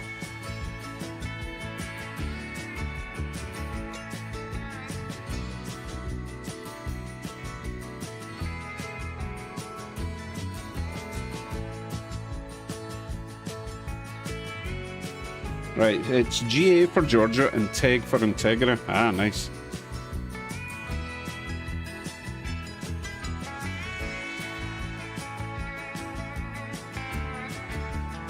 Hope you've got the Type R, Honda fanboy.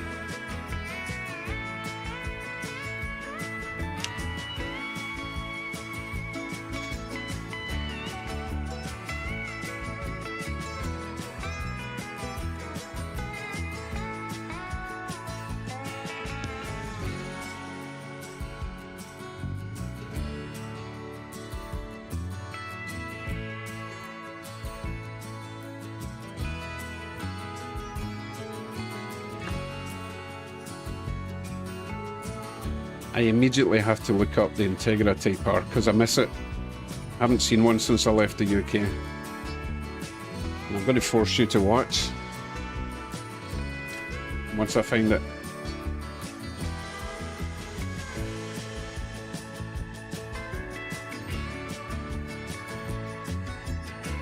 And I'm talking about the proper Japanese original.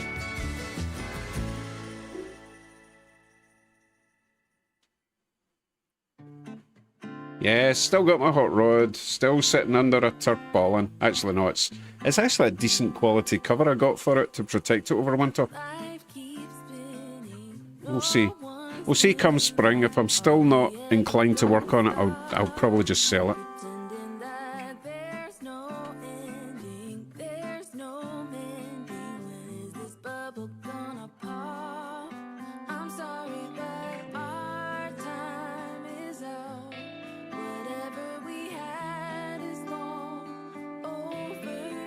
So this is my favourite Honda, pretty much my favourite Honda of all time.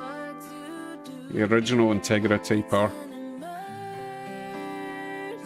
Don't know if you got them in North America. I think you didn't get it. I think you got the round headlight version when they came out in North America. But we got these in the UK and they were just like ass kickers. They're so nice. Gorgeous. Oh man, Drool. Very nice car.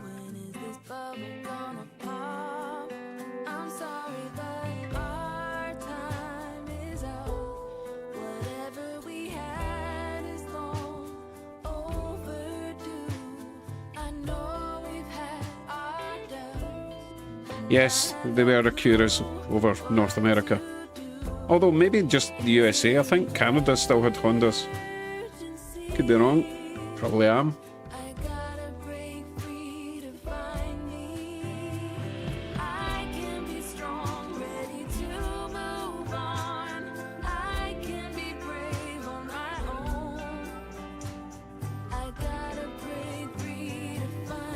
You got me reminiscing about my old cars now. I'm going to see what I've still got on Facebook.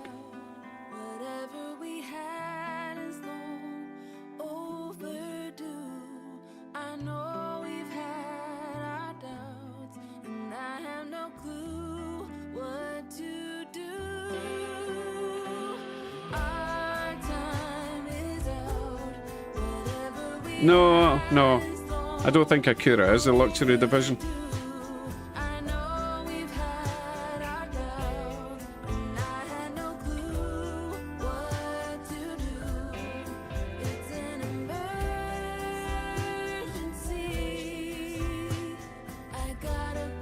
Why am I not finding my favourite car? Come on, where are you?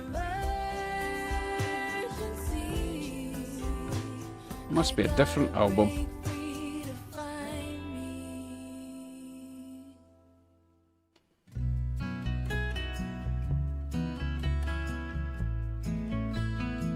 Okay, maybe you're right, but I thought there was another Honda that was there was a luxury version of it. Guess not. Because an Acura Integra is exactly the same as a Honda Integra.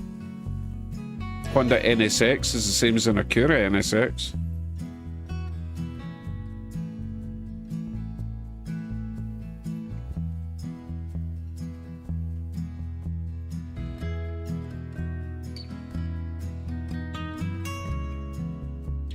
Well, since we've got an Aussie in the room, I'll show you a picture of my friend's car. Oh, it's awful. It's an awful small picture. He went all the way to Australia to pick this up.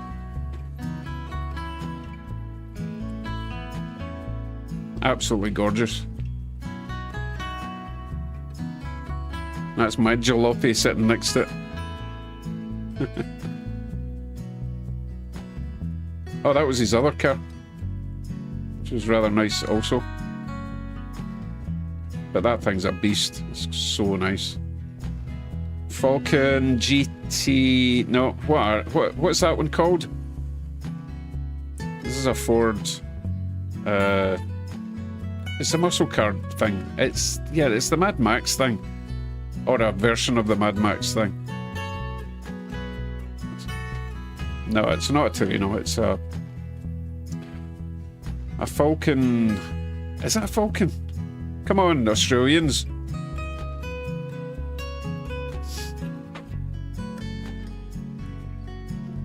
Falcon XB. I think it might be an XC actually.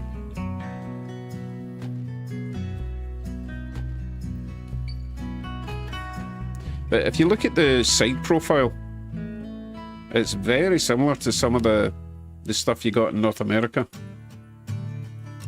Anyway, that was his baby.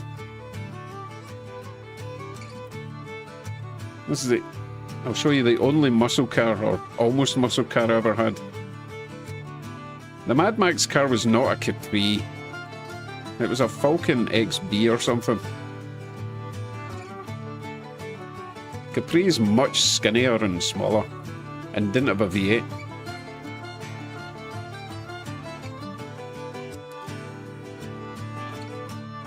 It took me about 30 seconds to get used to driving on the other side of the road.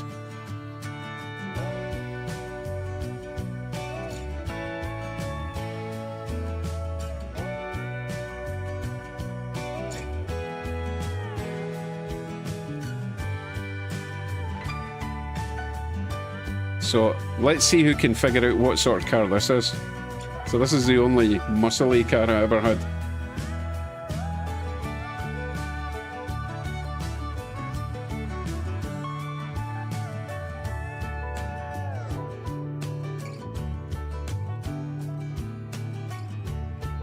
Well, that kind of gives it away if you can read that small.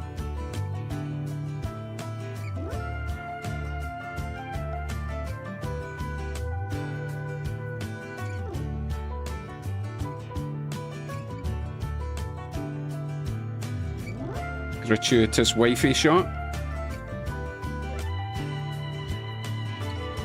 Oh, I was talking about this the other night actually. So this started off as a bog standard Subaru Impreza 2000 Turbo, and I got the STI fog light covers. Well, I made the stickers myself, painted up the wheels, added the mud flaps, windshield sun strip at the top.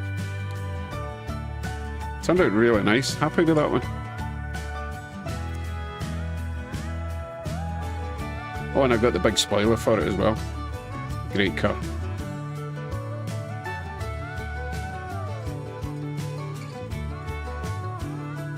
And I had to do everything in that tiny, crappy little fabricated garage. But hey, you gotta do what you gotta do, right? There's my baby. That's my... what do you call them? Fair ladies, whatever. We call them 300ZX Twin Turbo. That was a beast. Way too fast. Had to sell it before I went to jail.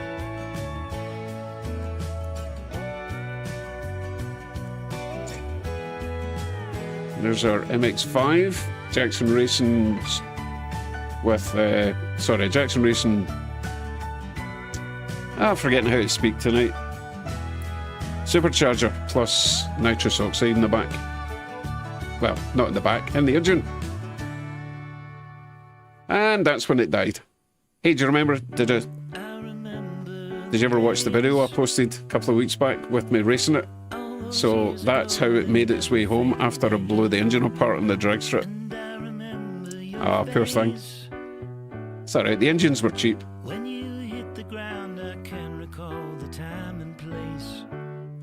Fun times, fun times. Okay.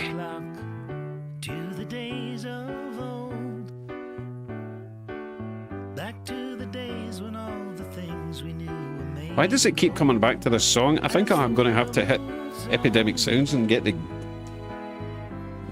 Celtic stuff on again.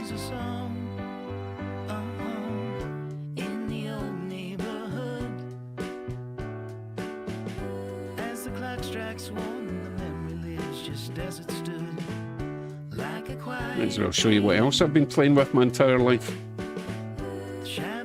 that time I'll cast beneath the streetlight beam as the world moves on.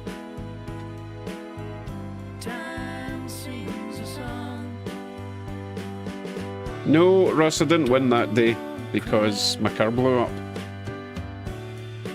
Don't cry. Right, okay, so I went through a bit of a phase with MX-5s. At one point I had 8 of them sitting outside my house. That's the one that I fitted, or I almost fitted the V8, the Lexus V8 in. And then we decided we were moving to Canada before I finished it, and I couldn't bring it with me, unfortunately. And I remember every face. That was awesome. Never had that long enough to use it though. That's the same Mercedes that Roadhouse guy had in the first Roadhouse. Awesome car. Front suspension was completely knackered though. That was my wife's Scooby. Absolutely bog standard 2000 turbo.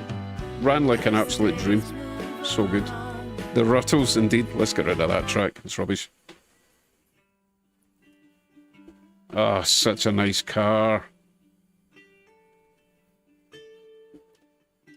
So that's what started me in the bigger things, the bigger vehicles. Took that off-roading, it was so good. Drove it all the way to the south coast of Spain.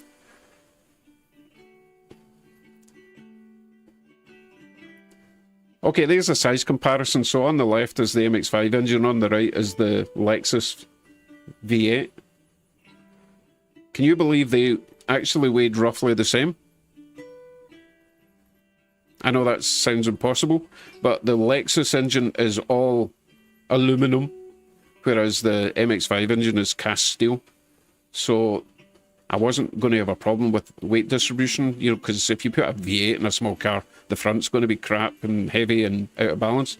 But no, the weight difference was negligible, to be honest. That engine, that V8 won all sorts of awards for being one of the smoothest V8s ever made. And it fitted. I wonder if I've got a picture of it in the engine bay. Yes, I do. There we go.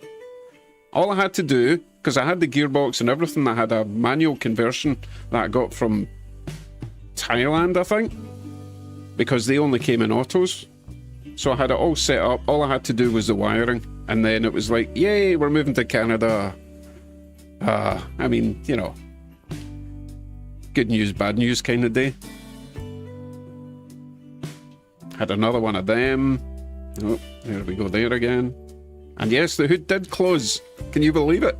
That massive V8 and the hood closed perfectly. No one would ever know what a sleeper that was going to be. You never know, I might do it. I've still got the gearbox and the conversion kit because it was really hard to get. Yes, I've still got my cotton belt locos. I know we should be talking about trains, but I'm doing a reminiscence thing here. Yes, I had a black one. The Scooby behind is oh no, that's just another basic compressor turbo. Another one. Wife's car. Can you believe it? My wife had that. She got all the best cars. The best M3 ever made. I had an MR2 turbo for a wee while. Another newer MX-5. Yeah, you can see the state of our garden. It was getting a bit full of engines, etc.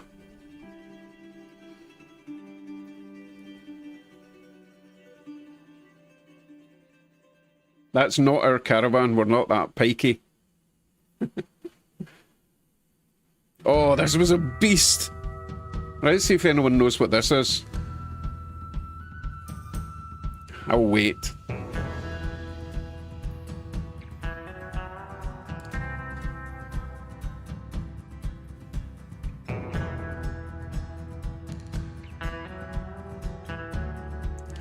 How mean does that look? 740. 740 Sport it is. Absolutely perfect condition.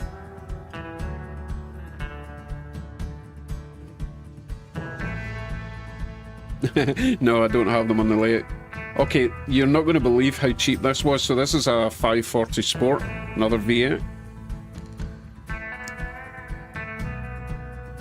Oh, and that's another 5. That's a 523. That was a baby, that one. But the purple one, I picked this car up for £800.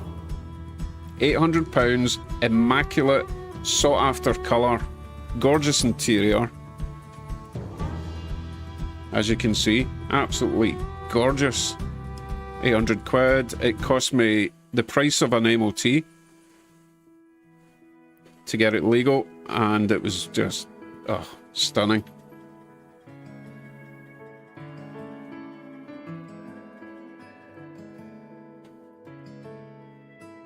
Yum. I forgot how much I liked the 5 Series. What are we on now? Oh yeah, rusty. MX-5s do like to rust.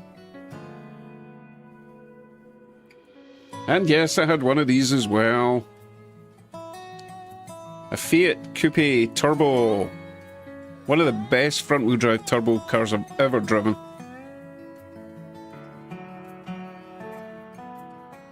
Looks a bit funky. Designed by Pirafinieri, whatever his name was. The same guy that did the Ferraris.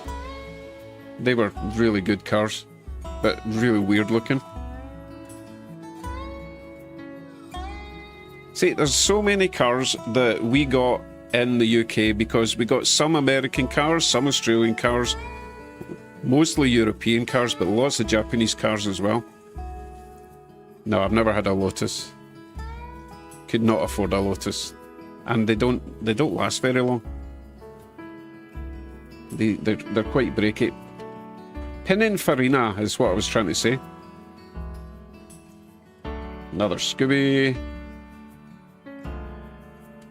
Oh, I transformed these disgusting wheels into that. Turned out quite nice. I think I painted the front lip black though, because it looked a bit front heavy. Oh, gratuitous wifey pick. It was her car as usual. Yeah, so I think the black lip looked much nicer than the silver. I used to do a lot of stuff when I lived over in Scotland, by the way. These cars were all really cheap.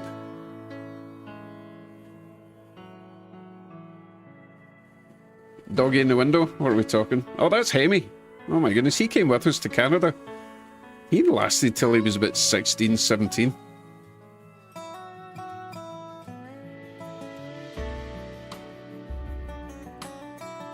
I miss these cars. I miss those days, actually.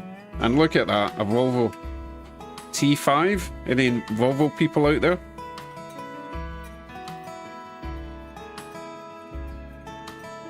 So that's the same one that the police used in the UK at the time. So I think it's a 2.5 litre turbo.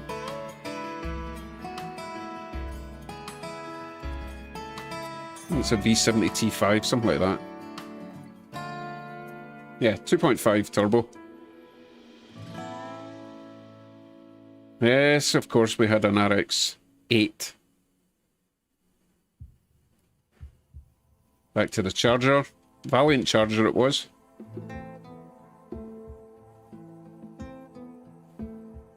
That looks quite mental actually, now that I think about it. So that's my cars. Actually, there's a lot more, but I think we've seen enough cars for tonight.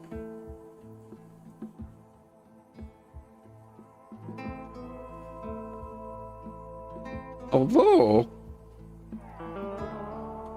it's definitely... Oh, yeah. I had a new car every other week. It was ridiculous. Because I kind of done them up and sold them.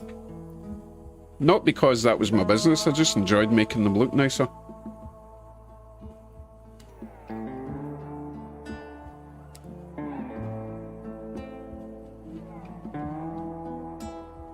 Plus I had a friend that would sell them really cheap to me. The Valiant was a 76, I believe.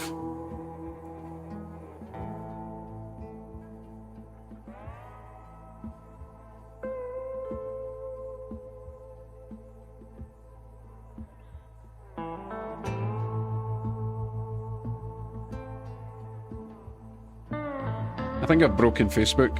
It's not playing anymore.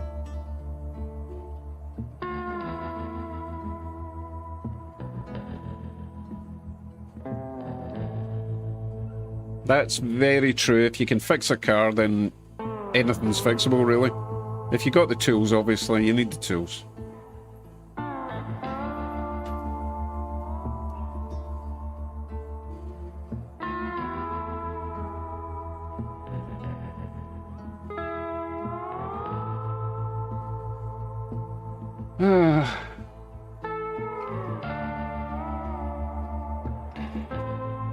So I think I might actually start winding things down for the evening.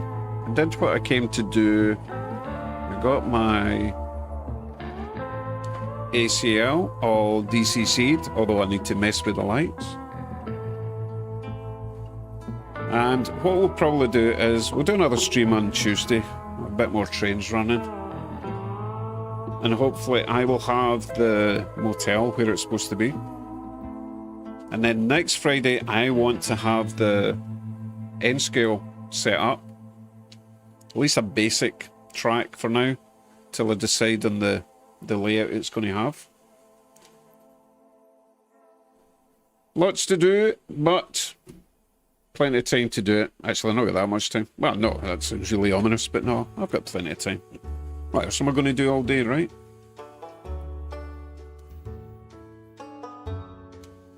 So, I think we'll finish up. Got a lot to do this weekend, family stuff. At least that's what the boss says, so. Tell you what, I didn't see Michael and Roseanne tonight. They may be busy. They don't usually miss a stream.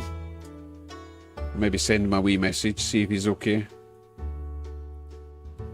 Anyway, folks, thank you very much for joining me again. I will see you all very soon. As I say, probably Tuesday for a stream, or whenever I can be bothered. Other than that, I'll see you next Friday night, okay? I'm going to just reminisce with all these lovely cars I used to have. I've still got lovely cars. I've got a lovely Ram Laramie sitting outside in a hot rod, and my wife's got an electric Mini, you know? Oh, the hardship. First world problems. Right, folks, take care. I will see you soon. Catch you all on the next one. Bye for now.